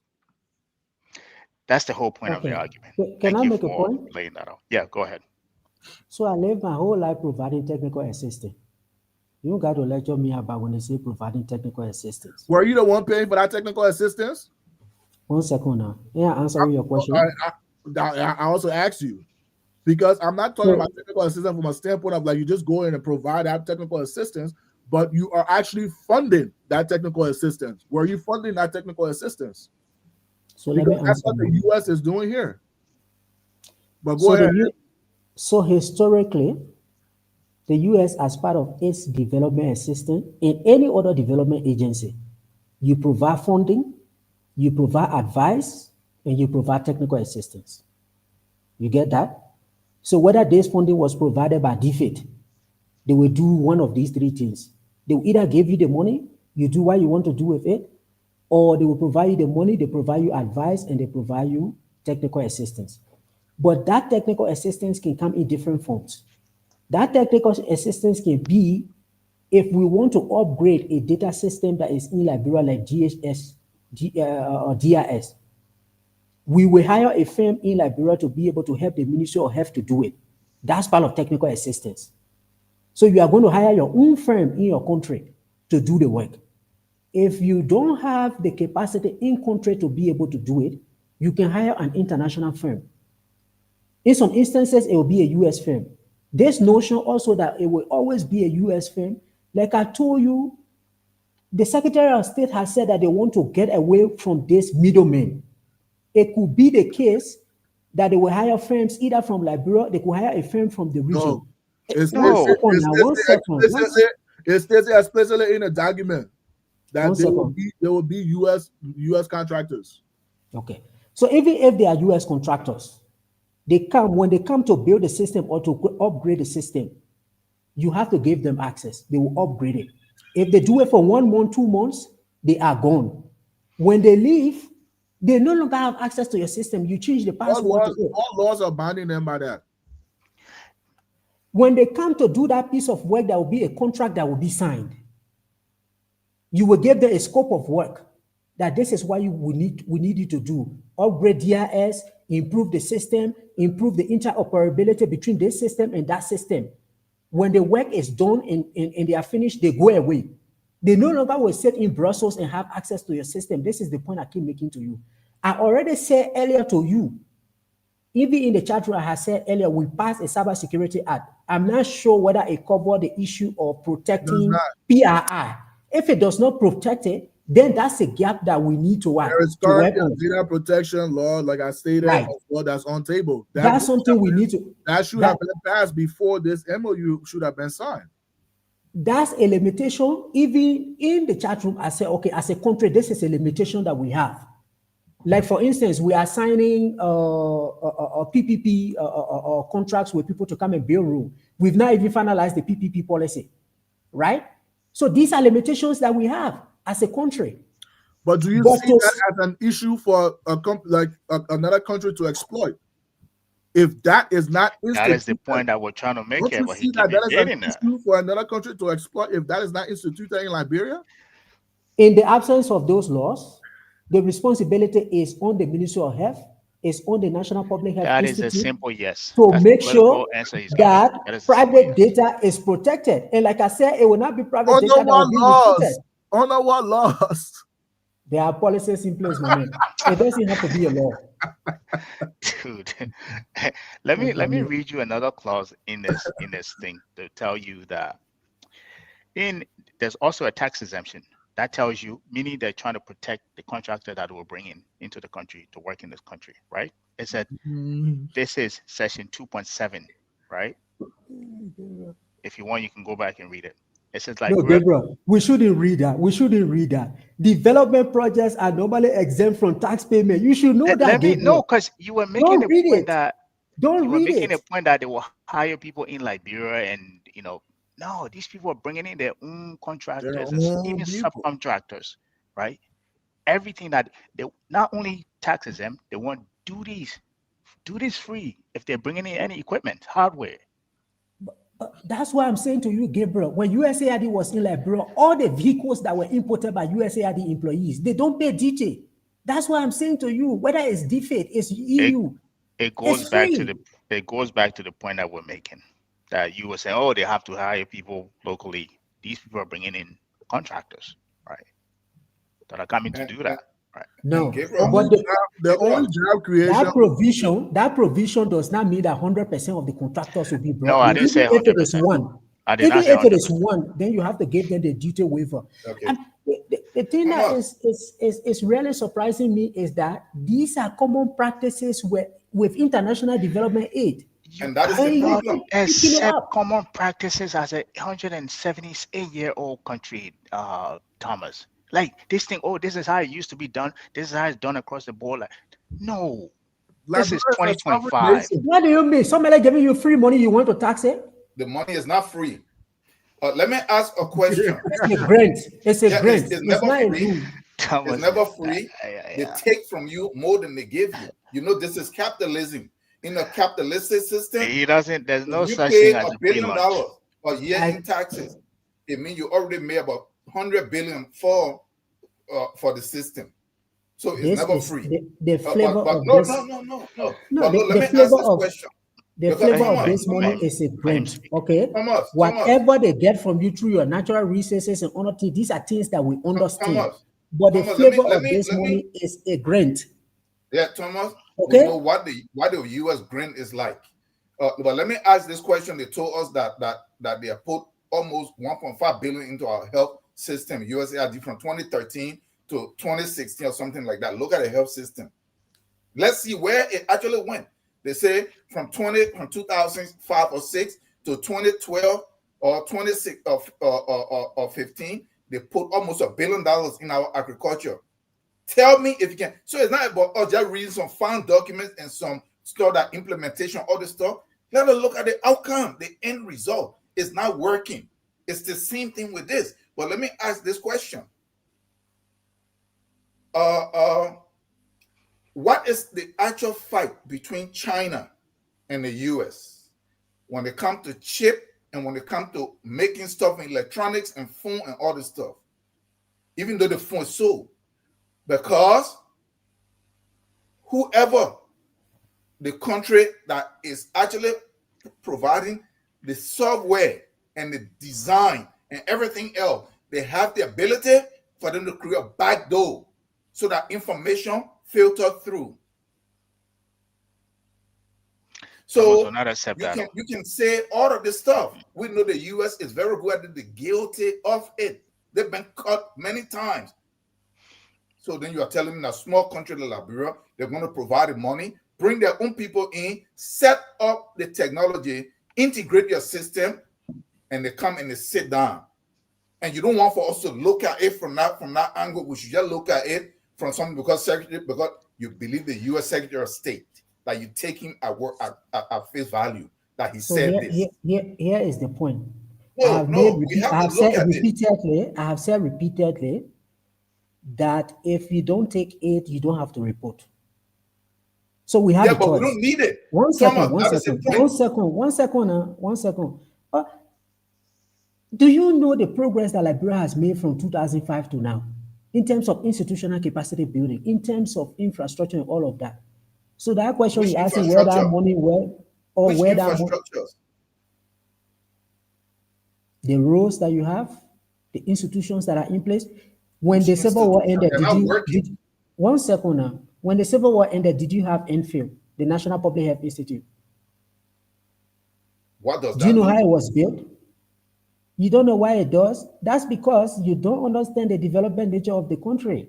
You don't know what NFIL does? Thomas, it's not that I don't understand It's it. not But about. what is the actual impact? Keep on that What is the path. Keep actual on that path and impact of explain this what it institution does. that you are mentioning? To dismiss somebody So and say, "Oh, the they National don't Public understand," Health I think Institute, the National Public Health Institute was established when Ebola left the country. That we needed to have an institution that can do public health diagnosis to be able to identify epidemics, to report them and fight them. Because when Ebola came, it was only the Ministry of Health. And to an extent, the Ministry of Health is more like a clinical institution. They weren't doing research. Like you asked the question originally, have we been able to identify the cause of Ebola? We've not still been able to identify it many years after Ebola came. So when Ebola, listen. So when Ebola came and left, that's how our friends and everyone came together and said we need a public health institute to be able to let MPOX, the MPOX that we have in Liberia now. It is the NFIL that is doing the investigation. They do go and take the samples and test it and do everything else. So what I'm saying to you is, when you ask the question about all the money that has gone into Liberia, like before Ebola, we never had public health assistance at the community level that we're working. When Ebola came and left, we realized that Ebola could not only be defeated through a clinical means because there was no medicine to treat Ebola. Ebola could only be treated or defeated through practices that we had to change. The way we handle dead bodies, the way we interacted with shaking hands and all of that. So when Ebola left, there was a community health policy that was developed and they started the implementation. Now you have people at the village level. They move around. When there's a little case, they take specimen, they send it to the reference lab at Enfield. They do the testing and all of that. So a lot has gone into really capacitating our health sector to do what it does today. You know that we did better with COVID because of the experience we had with Ebola. This is why I don't want, we just come on these shows and we just dismiss everything like people don't know what they are doing. No. That's something that for me, I don't like it. You are misconstruing everything that we've said. Gabriel, let me ask a question. Ask your question. You pointed out one institution, but let's look at the whole healthcare system. So almost 1.5 billion, according to themselves, that were put in the Liberia healthcare system. And what we can point out is the National Health Institute. I just gave you one example. Yeah, okay. So you said the roads and all of this stuff. If we take everything and quantify it, you're talking about what? They themselves are calling over 3 billion. Do you know that Liberia? Liberia never even had a central system to for drug distribution, right? USAID had to help Liberia to build a place where there is a central warehouse where all of the drugs in that country is stored and then distributed from there. Did you know that? Yeah, We and, can- and, and, that, Liberia and that never had central it. warehouse. We can- Thomas, those things that you're pointing out, they're midgets based on the kind of money that they say went in there. They're midgets. No. Let's be realistic here, because we shouldn't just point stuff out. Okay, let's look at something here. The U.S. allegedly brought almost $4 billion in the last like 25 years that the city put in, and always their aids are all going into areas that you can really quantify. Then let's look at China at that same time. Whether aid and grant grant or aid and loan combined, but the West almost $5 billion or more. Let's look at China. Aid and loan combined is not even up to $500 million. You see airports, you see highways, you see hospitals, you see roads, you see water system. You see actual tangible, you can quantify it. So they're trying to bring alleged $125 million, $24 million. They want to put it in the same kind of secret area where you really cannot quantify, you can't see anything. So look, let me tell you something, Thomas. I'm sorry. The West, if any country that want to actually move forward now, you cannot take the West that seriously. They can't even help themselves. They themselves, they're struggling. Liberia does not need this kind of aid. I came on to FOL 2 years ago, and I was very critical of USAID and the European Union for subsidizing Liberia's budget, for trying to do the same thing in the same health sector that they say they're coming in, and for in agriculture and education. I was vilified as a radical. I told them that what they did was they're encouraging corruption. They allowed you guys to take all these salaries and benefits, and they told them don't worry about it. Why did they take interest in this area? Because any nation is supposed to really function. Those are the three critical areas that you're supposed to handle. They wanted to handicap us. And I said this, that the day they would decide to pull out, the whole system will collapse. I was told, Jerome gave me, they listened to me, Dennis, them, I said that they vilified me. What happened when they pulled out? It collapsed. It's the same thing. That is why the U.S. does not invest into areas that move a country forward in any tangible way. Let me tell you something. Most of the so-called sicknesses in Liberia and all this stuff, they need to fix the country, the poverty rate. And how do you target these things? Improve the economy, force those people to cut the salaries, let us take control of our resources and start adding value to them. Once people start to make more and they start to eat well, let the agriculture sector improve so we can produce our own food. But that doesn't serve the interest of the U.S. because why? They need to sell you their junk that is making everybody sick. So we don't need this grant. Let them go back and do that budget over. Put money in there. We don't need money. What is $125 million or $24 million? We don't need it. We don't need it. So I can really admire you can talk with confidence as if whatever you are saying the other people don't know about it. It's not that they don't know about it, but it has to be re-echoed. It has to be echoed and echoed. What you are saying? No. I'm coming. What you are saying was a major criticism of U.S. government aid, because, for instance, in Liberia, even when they did the constraint analysis in 2013, two binding constraints were identified. The two binding constraints were roads and electricity, right? It was only through the MCC grant that the U.S. actually invested in our energy sector. But the U.S. government, as a matter of policy, they never invest in building quota room for you. They don't do it. So the money was going to democracy and governance. It was going for media. It was going for women empowerment and other things. But the point I want to draw your attention to is that if somebody was doing that for you, what stopped us over the past 20 years from taking our own money that we collected through the tax system to put it into roads? That's a whole different conversation. That's the point. That's a whole different conversation. We don't supposed to be blaming other people that came to come help us. You know where we blame them? You know Oh what? my God. This is what we blame them, Thomas. If you came to me, let's put this in context. If you came to me and you said, my brother, your family house, or they don't have food. Let me give a better analogy. No, he's still fighting. Why is it that Rwanda got the aid that you got, but Rwanda is more developed than you? Yeah, but this is the point that I'm making. Because I'm trying to make No. That's not the point you're making. Why is Rwanda Let him- developed let more him- than you? allow him to I'm land. trying to and make then- this point, Right. and that is where Rwanda handled it differently, right? So if they're helping you, right, as you said, which I really don't think it was a help, because if you understood what went on for which USAID was dissolved, the amount of money that was siphoned off and laundered amongst them, and barely nothing reached the areas. That was one of the reasons. That is why the US government decided that they would handle it and remove the middleman. So the kind of money that you're listing didn't make it in there. Can I Because answer your $1 billion question? alone would change the entire health sector in Liberia if they actually implemented it. So no, it didn't go there. Okay, Anthony. but let me just end, Anthony. But if the US is helping us to say, okay, we're going to help you on your agriculture, let's just say, then all of a sudden the senators decide that they're going to pay themselves more than US senators make here. If the US were really serious, they're supposed to say, no, you're not going to do that.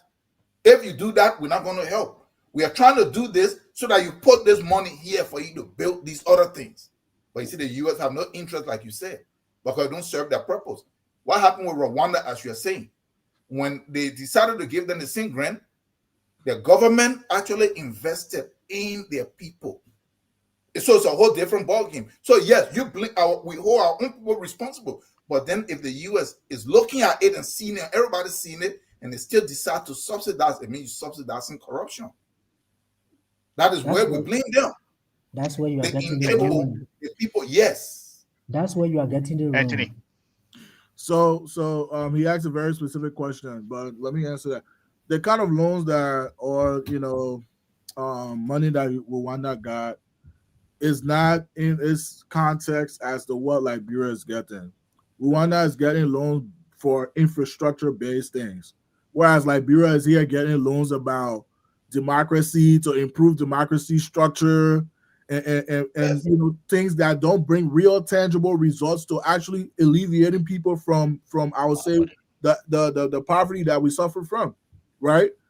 But to go to the point that we are all trying to make here, what we're saying here is that there is not a specific section in this MOU that points to Liberia's law or policy that dictates how America will have access to this and actually prevents America from having access to this. And if America has access to this, how we can fight them from from retaining access to these information that we will be collecting.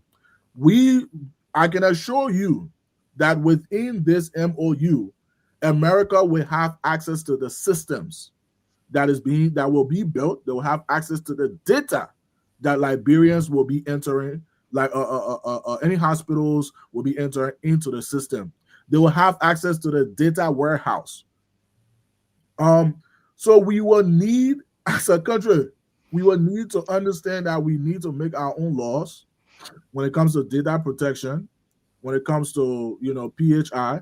We will need to pass these laws before we can enter this agreement and make this a project to be implemented. If this project is implemented before any laws get passed, this MOU and that agreement will not adhere to any Liberian laws. I am very sure of that.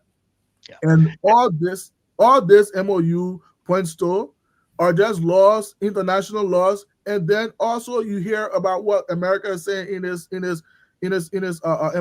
If we fail to give access, whether it's performance data, if we fail the whole MOU, it will not go through. That is what they're saying. So, for example, if this passed and the agreement is passed, and Liberia comes and say, "Oh, I think we should visit our data policy, we actually passed a new PHI and we want to visit it and include it in the MOU. America said no. We will not adhere to this MOU here that you want to draft up, and that is true. So that points to that actually points to a critical point in this MOU. It leaves us that from the look of it, we didn't participate in the structure of this MOU at all. Yeah. Because there's not a single point in this MOU that says that Liberia, America will adhere to this from Liberia. It doesn't say that. MOU is supposed to be a point of understanding. Even though America is giving most of the money, but we're also contributing to this. But we will be reporting to them. But in our report, we're not clarifying anything that, for example, let's say we don't have a point in this report that says that Liberia can refuse to give up any report, well, any data for that matter. What it is, we don't want to give our data. We are a sovereign nation. For example, if we collect 36,000 people that says that they have HIV, and we said no, we don't want to give this data to America, we will be forced to give this data to America. All right. Whether it shows PHI or not. But that's the point and again, that is Gabriel. No, let me come in and then you can come in. Yeah, right. come. And that is for me, Anthony, thank you. I think you pointed that out clearly. For me, there are 3 points of contention. We're not saying we're against this thing in its entirety. We're just saying fix the problem that exists within it. Then either amend it before you sign it, and if you don't have data policy on the books, implement something before you rectify this agreement. The second point for me is the amount that they're paying. If you break this thing down, that they're paying for the contract, I think it's too small of a fee. Granted, it is a grant. If you look at other countries, it is very small. If you break it down, it's $6.29 for a whole year for one person for data point, right? I don't think that makes sense, right? So we are not in generally just casting a blanketed, refusal or rebuttal to this thing. We're just saying there are lapses within this thing that need to be fixed, as right? well. Loopholes that need to be fixed. Allow them to identify that. Listen, I will say this and I will turn it over to you. You keep saying, "Oh, there are not, what would you think that there are not level-headed people within the Ministry of Health?" I deal with professional at the highest level all the time. You will see people in the highest level and you would think you will attribute the higher respect to these people, right? Including some of the biggest tax firms in the world. Until they start submitting their stuff to you and you start reading over it, right? This is when you realize there is economists, then there is an economist. There are teachers, then there are teachers. There is CPA, then there are CPA. Meaning you cannot just attribute or allocate that much credibility to those people, right? They're susceptible to mistakes, just like you and I, right? And within this contract or this MOU, those are the things we're pointing out. Everybody's pointing that out. We're not against it. We want the health system in Liberia to improve just as much as you and I. So if a politician gets sick, they don't have to fly to Ghana or come to the States to get treated. If it gets improved, everybody benefit. But we're just saying, fix the problem. Then you go back to the drawing board. That's it. Over to you. Thank you, Gabriel. So I don't know what number you are using to come up with the $6. Is that Liberia's overall population? Yes. So and again, that is a kind of I can break it down to you. So I use assessment of a 5.6 million divided by I think 176, right? We can even break it down, it'll be less, right? Now, here's the point, argument. Not all the population in our country go to the hospital. So you can say maybe we can break this down collectively and say to those who regularly visit or those who are, they probably visited and they have some kind of disease and they think they're going to be going back. We can break it down to that. What I'm saying, either way you look at it, it's still small. Why? here's the point. For those of you that like to argue, we have a strategic relationship with the US. We do. If you're going to treat your step sister or step brother like that, you give them penny on the dollar, why you giving everybody else, strangers, 2 billion and such? That is not a fair deal. But I'll turn it over to you. Yeah, I've also seen that concern on social media. People are looking at the figure in Kenya, which is I think 2.3. Uganda also 5 is, billion, right? yeah, Uganda is also around a billion. And they're saying, why is Liberia getting 126 million? So, I mean, these are questions you can't answer for the US government, because also what we need to factor into all of what is happening is strategic geopolitical considerations. If you look at Kenya, for instance, is one of the partners of the US in East Africa. And until quite recently, Kenya was the biggest economy here in East Africa. So Kenya has a lot of influence. If you look at Uganda, Uganda is extremely big. It has a role in fighting Al-Shabaab in Somalia. They also balance against all of the refugees that are coming from South Sudan and even those that are coming from Sudan now. So these countries have some geopolitical importance to the US. Also, their populations are large. Even the beneficiaries we are talking about, people who suffer from HIV and AIDS, East Africa, in many instances, have a larger population of these people as compared to us. Our report that just came out, like Anthony said, I think 36,000 persons, right? 36,000. 36,000 persons that got HIV and AIDS. If you go to Uganda, that's going to be in the millions. So maybe there are these considerations that are making the amount to be huge. I agree to you. If, as a Liberian, I would want us also to be 1 billion, so that you give us 1 billion under this new arrangement, where you don't have all of these NGOs that are flying between Washington, D.C. and Monrovia.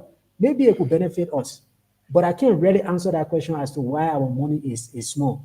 Maybe we'll take the small one, we'll do what we can do, and then it can improve. On Anthony's concern, I think he's been raising one point throughout the show. And the nuance I would like to put there is that on the issue of a law for protecting PII, if this the data that we are talking about here, in the negotiation of the Ministry of Health and the Ministry of Foreign Affairs and PIH, Public Health Institute of Liberia, if the data that will be reported is only limited to project performance level data, then of course we can go ahead in the absence of a law for protecting personal data, because personal data is not going to be reported. And I continue to disagree to the points that you guys are making, that for the fact that a donor supports a system and even provide technical assistance for building that system, then it has unfettered access, then it has the password, it has all of the information in that database. It's something I'm saying no to. Because this is a sector I've been in almost throughout my entire career. Even funding agencies, you build these systems, and then when you need data from it, you go back to that very country and go ask for the data, even the UN system. Because let's say you left, you built a system in 2024, December, you left. Now you want to report current data, but your consultants had left 1 year ago. It means that data that they met in that system, you think that what they will report? No, they will not report it. So you can say we are poor by whatever means, but we are still a sovereign country. There are things that we have control over. So let the laws reflect that. The laws are not reflecting that. Exactly. What I'm saying is that at this point in time, we don't have a law on that issue. And if we are not reporting that data, then it doesn't matter in this case. You and I, now we can agree that you and I are both speculating, right? I'm speculating that things should be put in place before it happens. You are speculating that, oh, it will not happen because we are going to allow these people to. No. I'm not speculating. What I'm saying to you is that if PII data will not be shared as part of reporting against the indicators in the MOU, one second. If someone have access to a software or data warehouse that you use, it is your responsibility to make sure that that data is differential. Meaning that if they were to come back in and have access to it, they should see it and not know what is actually going on. And that's normally the practice. This is what I'm saying to you. So I'm coming. Thomas, what I understand it. Gabriel. Even when we deal with, for instance, you deal with financial sector data, right? I deal with tax related data. When there is a study, for instance, by an international financial institution on taxation, what do we do with the data? We anonymize the data. So that means all of your information related to your name is removed. Away. That is what you said. One second, Mame, let me finish. Yeah. All of the data related to your personal tax identification number, your TIN, it is removed from the data. So even if the tax authority takes all that data and send it to the institution that is doing that research, the only thing that go is the figures that you pay. This year you pay $200. Next year you pay $300. They can use that to do their identification or their analysis, but they cannot tie it back to the individual taxpayer. This is the point I keep making. If the Ministry of Health and all of the government institutions collect data at the individual level, that is when you go to do HIV tests, you go for malaria tests, they will take your information. But time for reporting, they anonymize the data, then of course it's not PII. Is there a difference between access and reporting? There is a big difference. Yes. Because what I'm trying to make you to understand is that if I come to your house, right, and I have possession of your actual computer, right, I have access to it. Now, I can go and install whatever. I can help you out and say, oh, I want to fix a computer. I want to optimize it. I can install a malware on that system that can make it possible that your computer can talk to my computer at home. Without you even knowing.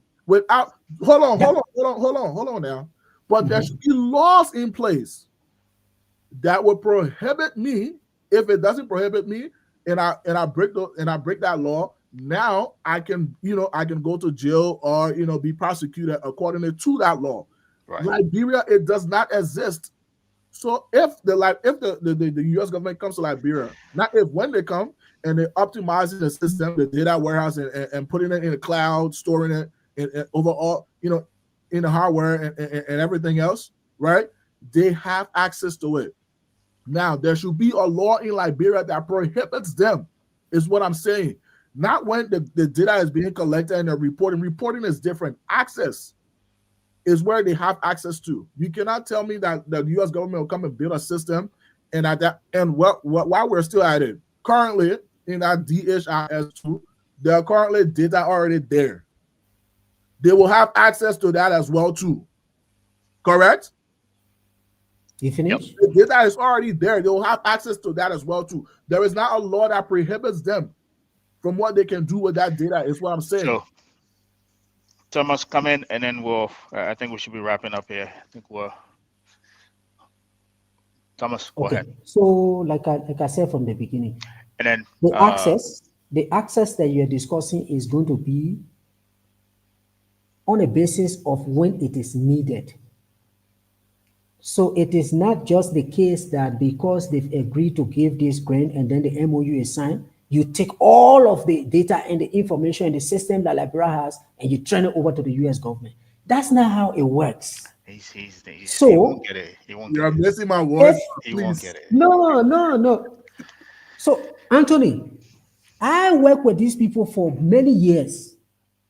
Whether it's the Ministry of Health, the Ministry of Education, the LRA, the Ministry of Finance.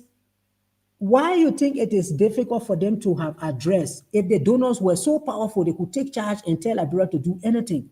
Why couldn't they control the salary of people like Mr. or Joseph or Mr. Tao said?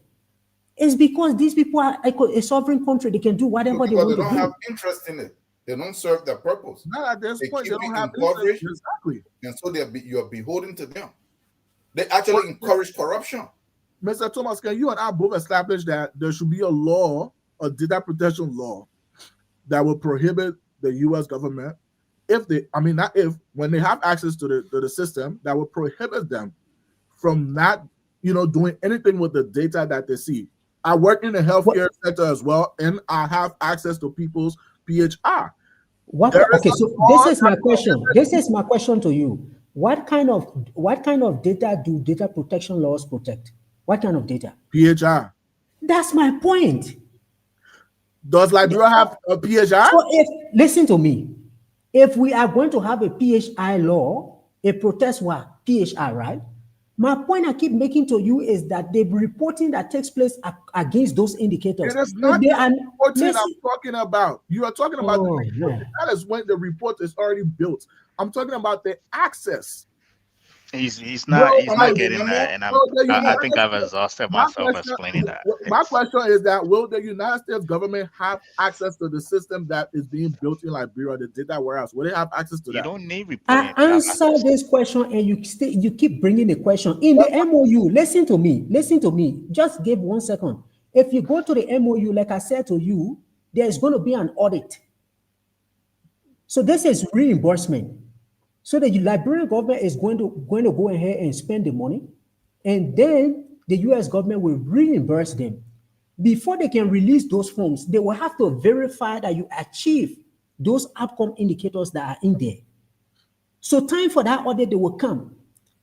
And the data that you have in your system, there are instances where they will selectively look at it. If you report and say, this is the number, and they will say, let's see. Let's check the database and see. They will be able to go through and see. That's verification.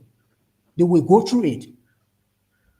Repeatedly, I have said to you that we don't have a law on PRR. But if the data that will be collected, the PRR portion will be protected by the government, then we don't need a PRR law to go into this Thomas, you this don't understand MOU. what he said. The Mr. question Thomas, he asking, let me He's come from not- the he's not question he getting asking it. is can this. I ask you another question again, Mr. Thomas? Anthony, Hold on 1 second, Mr. Joseph. There are currently, right? Not only just the U.S. government that I'm worried about. There are other health professionals as well too. Currently, there is not a PHI that prohibits those professions, those healthcare professionals, from taking people's actual PHI or PII and putting it out in the public. Definitely. So why is it that we should not have that built on, that when the US have access to these systems to optimize these systems, that they can tell them like, hey, even though you have access to these systems and you're going to be seeing and viewing some PHI, correct? While you optimize this system, because if you look at the data, right, without the gathering and of the data and reporting it, in order for you to go into the system and optimize it, you will need to see how the system works. And by seeing how the system works, you will need to see how data is being translated, how it's being entered, what sets of data are being entered, what is the name, the date of birth, the person's sicknesses, the PHI, right? The US will have access to that. when they're optimizing, What you are not getting is PRR also. You get to see PRR based on the basis that you need to see it. It is not that PRR should be hidden from everybody. Under what laws? No, I'm coming now. You keep asking the question, I'm answering the question. We don't have a law on PRR now, right? You are saying that we should have a law on PRR before we can enter the MOU. Yes, I agree to your point. The clarification I'm providing to you is that if the data that will be reported under this MOU will not be PRR, then we don't need a PRR law to go into the MOU. you need it. We don't need it to go You into need the it. MOU because You need it. we are reporting outcome level data. So for the collection of It's saying reporting. the data, the collection of the data, you don't think people need PII to collect the data? The data is collected by the government. They will collect the PII, but that is not what they are The sharing. the government needs PII as well too. That's what I'm saying to you. We need it, but we don't need it as a precondition for this MOU. You can't get this simple. True. How can you We collect do. data without If PII? the data that we are reporting, is not Okay, PII can I data that make we a are point? reporting, why do we need it? Can I make a point? Why do we need it? Any hospital in Liberia that has collected PHI on anyone in Liberia, they have actually violated someone else's rights. Definitely. There is no law right now that says that PHI is protected. So why is it that the government will not, that 1986 Constitution does not even have anything on that? What you are mixing up is that This MOU is set forth on specific indicators that we need to report on. That's the data that's performance data. Anytime you implement a project, even in the education sector, if you train teachers, you report on the number of teachers that you have trained. You don't have to submit their names. You don't have to submit the certificates they have. You don't have to submit their addresses. Yeah, So, Thomas. Let me just finish. If we are not reporting PIR, why do we need a PIR law as a precondition? And this so is all the projects you've implemented Because we are collecting PIR in order for you to I agree with you, but the PIR we are collecting is not what we are meant to report in this case. If we are not reporting PIR, why should it be a precondition? I rest my. I'm not saying the government does not need a understanding. PIR law. He doesn't get it. You guys are not understanding me. No, I'm not saying the government does not need a PIR law. We need it as a country. This is why I say every data that is protected under PIR law is personal data. My name, my address, my medical records, they are personal to me. My savings record and everything, they are personal to me. These are the data that will be protected under the PIR law. But if the reporting under this MOU is meant to report against indicators that are at the outcome level, at the output level, and PIR data will not be reported, then we don't need it as a precondition. Thomas, how many times should I say this? Thomas, we need it. This thing is very simple, right? This thing is very simple. You are talking about reporting. That's something completely different. Remember, the U.S. is bringing in the tech contractors to have access to the existing infrastructure to then improve it. At that point where they're improving it, those contractors that are loyal to the U.S. government will have access to those information. And when they built the entire system, the point here is that they are able to put malware in there that will automatically relay all of the PIR and PHR that you're talking about to the U.S. government. And so if that was to, listen now, this is not when you are reporting this one, you don't even have to report it. As you are entering it, they are getting it. So the point that he's making is, if that scenario was to happen, that law should be in place, that the U.S. would know that if they did that, they're violating a law and there can be a lawsuit. Okay. That is the point. It is based on that. So it's not what we are going to report to them, it's what they're able to actually steal through the back door by planting something in there when they create that database. Okay. That is the so point why you have explained is your insinuation that they are going to plant something. They're known for that. They're known for that. Come now. Let me come. If anything is planted in your system, there are two things that could happen. The only way they can have access to that data is when you are unable to detect that something has been planted. But if you have one second, I will listen to your talk. You will not listen to me to talk. The first thing you say is that when they come to enhance your system, they see all the data that are in there. It is possible you can anonymize all of the data that is in that system. When somebody comes, they will not see any PIR. That's possible. This is why I keep saying for us to sit out here. 1 second. They have to have access to that for them to be able to enhance and build that stuff. Yes, they do. The system is different from the data that is in the system. You know that? The system is different. The infrastructure is different. You can anonymize the data in that system. Somebody can come to upgrade that system. They will not see it. I also said from the beginning that we should not think that all of the work that will be done under technical assistance will be done by foreigners and will be done by US people. It is when the capacity is not in country.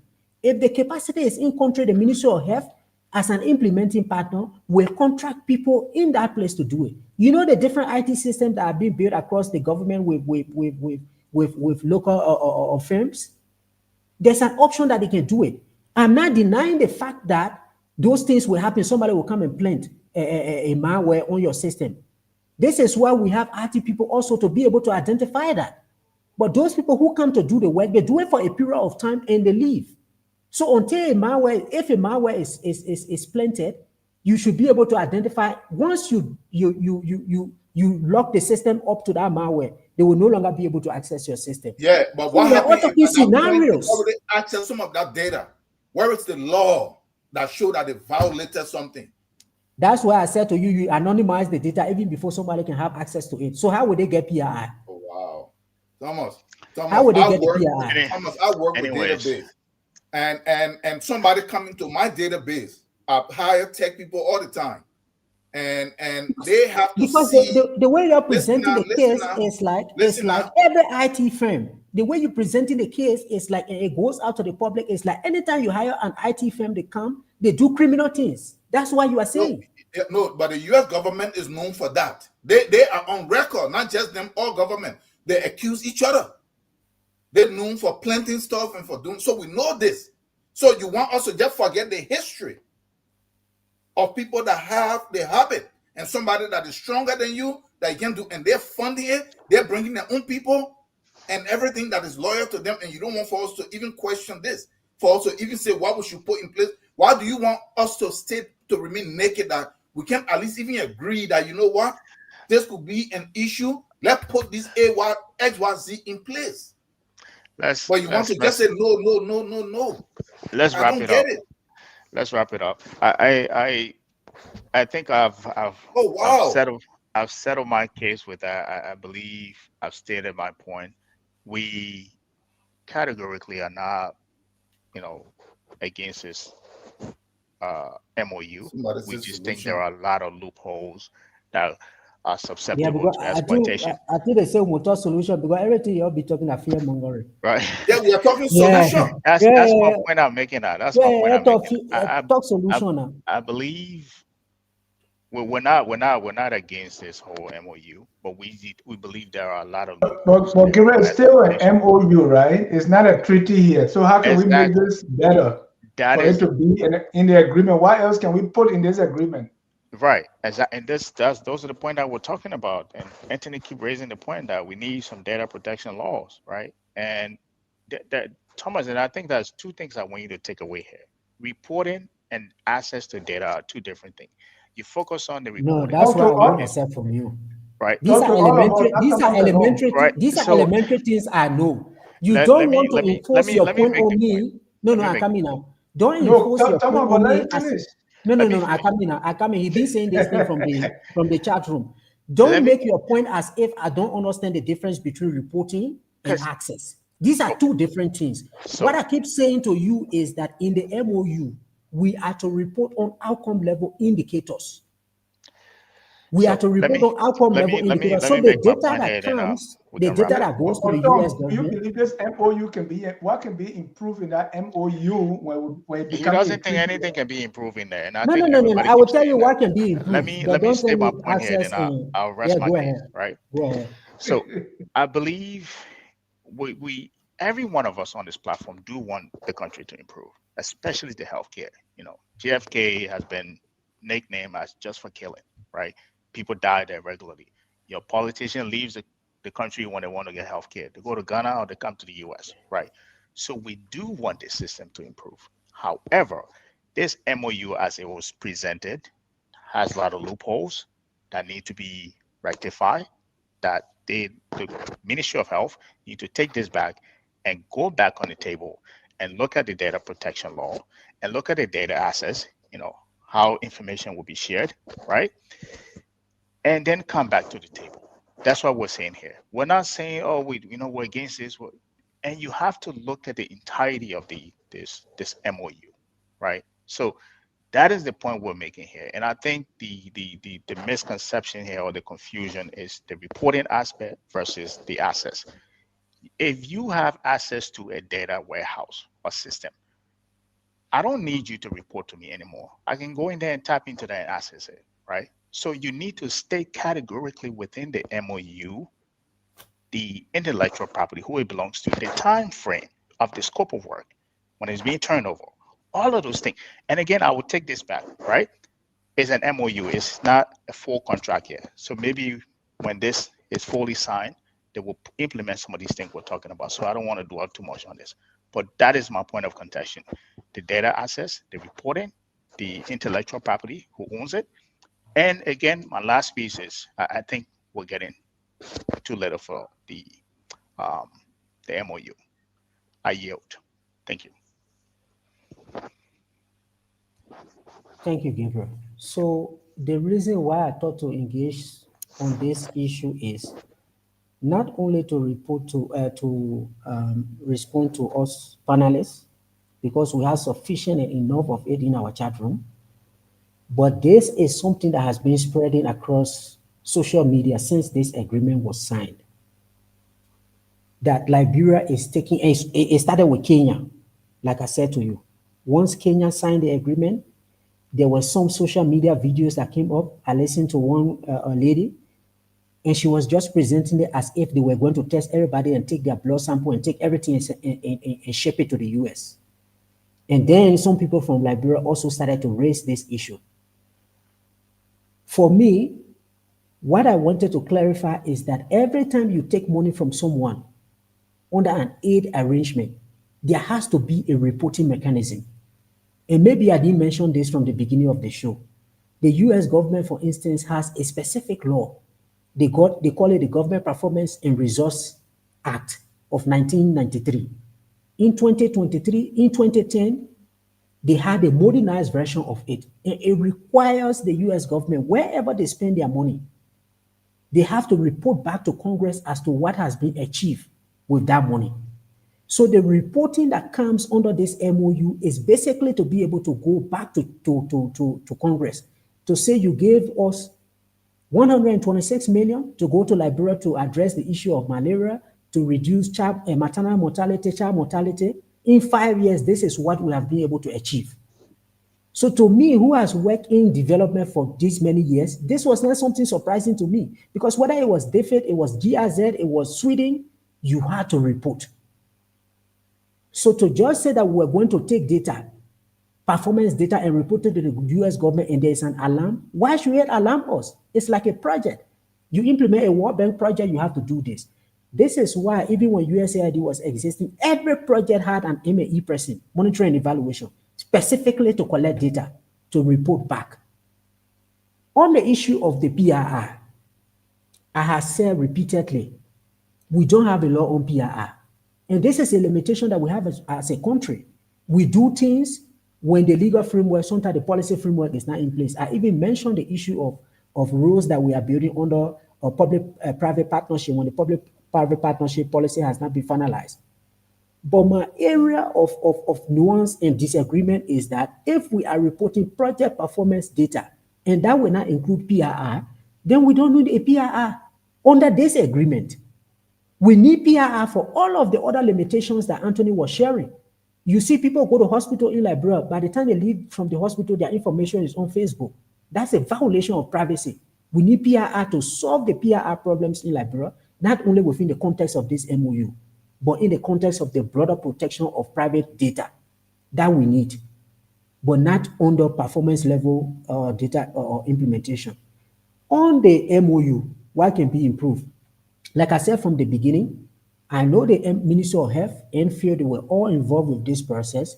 The Ministry of Foreign Affairs was the one that signed, they were involved with this process. So in their negotiation of the MOU, if they knew that PRR was not included, it was not part of the reporting that was going to be done, they decided to move forward with it. If PRR would be included, I agree with you guys, then we need a law. Then what we have to do as a country is to say, okay, let's pause the MOU until we go past the law. The lawmakers have gone on break. They will come next year. They pull it, they send it to committee room. Maybe that 2027 or 2028, it will come. So there could be places where these things could be improved. In the building of the systems that are there, like I said to you, there will be contracts. You don't just come from the US and go build a system in Liberia. There will be contracts that will be signed between the government of Liberia and those that will provide the technical assistance. In those contracts, some of these guardrails can be set. We don't just open the system to you and we say, because we open it, then you will just take information from there. That's unethical. You don't do it. So even in the absence of the law, those contracts can provide guardrails for you to be able to address these things. So along the implementation path, those things can be done. Maybe they can go and clarify further in the MOU to say the data we are talking about here is not PRR, is what? Project implementation data. Because I think this is where the confusion is coming from. Thank you. So Brooks, look at what happened here. No. There is no confusion here. For me, I am clear on what I'm saying. There's record of the U.S. government been known for this, for plucking and spying on people and pulling information. And you're saying that we should forget about this. So we are saying, let us put laws in place that in case, for the proponent of the people that agree that this should go on in the first place, from what Anthony and Gabriel are saying, and everybody else, I follow your whole discussion on the platform, that there should be this law already, so that when they have access to this infrastructure, when the integrator do whatever they have to do with it, so that if they were to put a malware in there, and if it were to be found out later that this breach happened, that they can be held liable based on this agreement that it was right here and you sign it.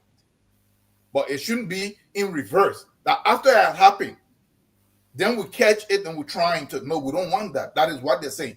But look, for me, we don't need this. We do not need this. The reason I'm saying this, and I want the Liberian people to listen and listen very well. USAID, which is an arm of the state, or was an arm of the State Department, don't let nobody tell you that there was a difference between them. No, there was not. There was no difference between them. It's on record that through USAID, they implemented policies and projects on behalf of the U.S. government. And so they're one and the same. The fight that they had in dissolving it was internal corruption of one group trying to take over the loot. Now you see that the Trump administration is bringing their own people in the stuff as the IT people. The contractors, they're coming in and they're going to put this in place. And they're not loyal to you. They're loyal to the government that is paying them, that they put. So whatever they want, they can channel it back to them. But what they did with USAID and Swedish Group and all this stuff with the same health sector, how in the heck they tell you that they put over $1 billion into your health sector? And there is no quantifier something that we can point out. And all I can be told is that RNHH and all of this stuff. No, where is the real? And if they put all that in place, let's see what is the actual impact that health system is having on the public. Yeah. As they said, they were putting all the money in, the health system was getting worse. Have you looked this at is the difference? So this is the difference. They say they put over almost $1 billion into your agriculture. But there is not one thing that you can. I have my cousin that worked with that whole agriculture stuff. I was in Liberia, and I asked him what he really do. Nothing. Okay? So what happened? Right, but we can say all this money, and we can read all the fund lines and all the fund policies. But then look at the actual outcome. Right. Nothing. It doesn't exist. No, it doesn't exist. Yeah, we can read all this stuff that they achieve a bunch of stuff. Let's look at the energy sector that they were part of. Why they were part of that energy sector? Are we saying that there is enough energy now in Liberia? Just the hydro alone is $1 billion. It said it don't even work. Look at in Guinea, when the Chinese engaged them for 250 million, they have a hydro that is supplying everywhere. No, let be realistic so we can read all the fund number data, all this stuff. Now let's look at the actual outcome of this thing. So what this is going to do is just like the same thing. They already told you in there that they can pull out anytime. So what this will do for me is anytime they feel that they don't need this system anymore, they pull out, we are still back to square one. The system will collapse just like it collapsed when they were running health, education, agriculture. For this reason, we don't need it. We need to pressure our government. Allocate money in the budget. The Omega Tower. Yeah. Yeah, allocate money in the budget so that we handle our own healthcare system. 125 million is not much. Thank you. I think we need to wrap up. Just a quick announcement. Next week, we will be having a discussion on the Sovereign Wealth Fund. So we're going to have a part series.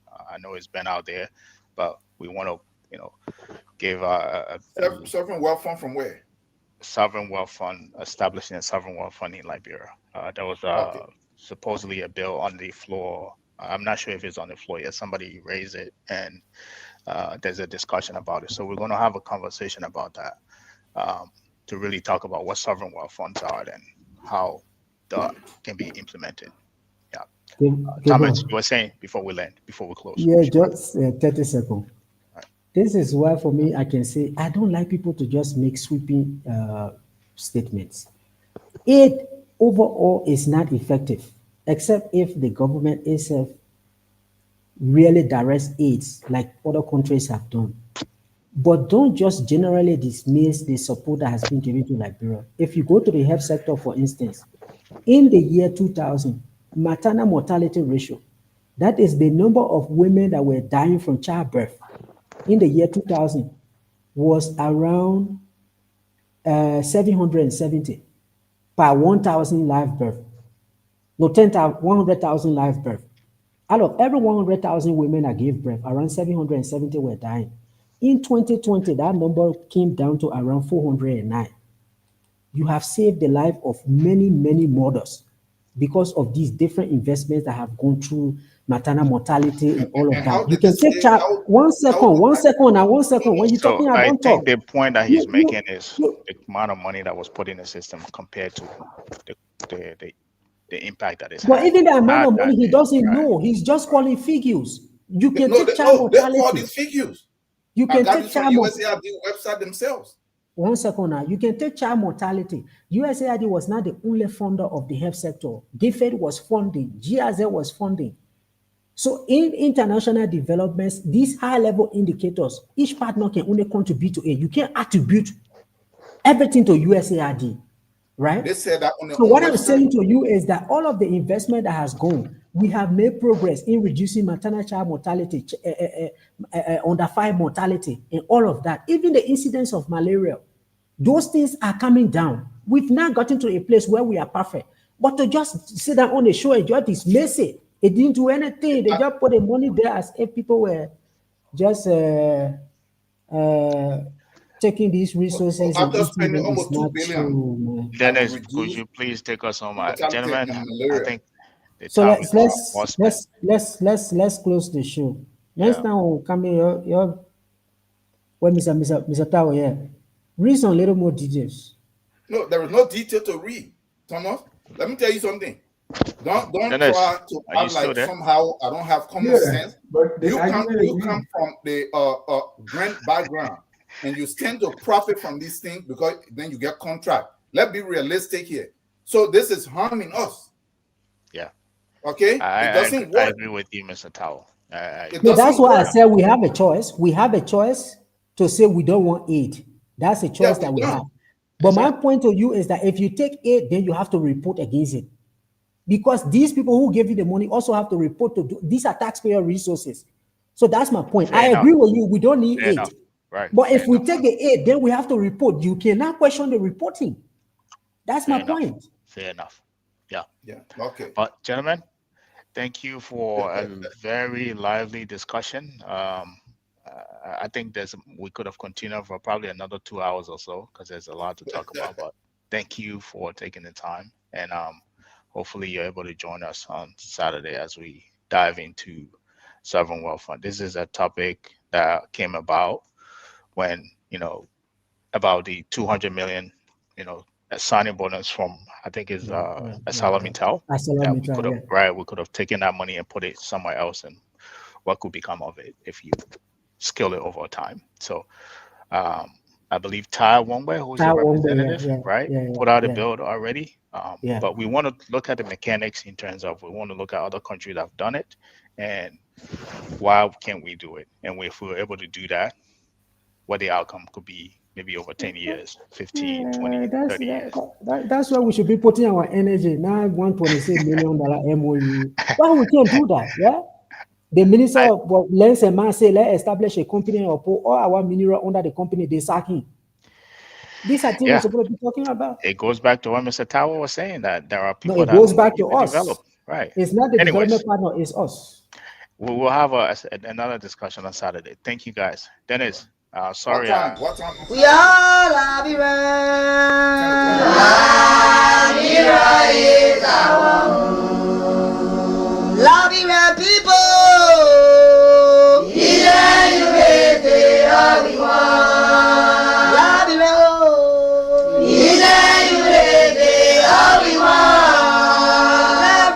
Liberia.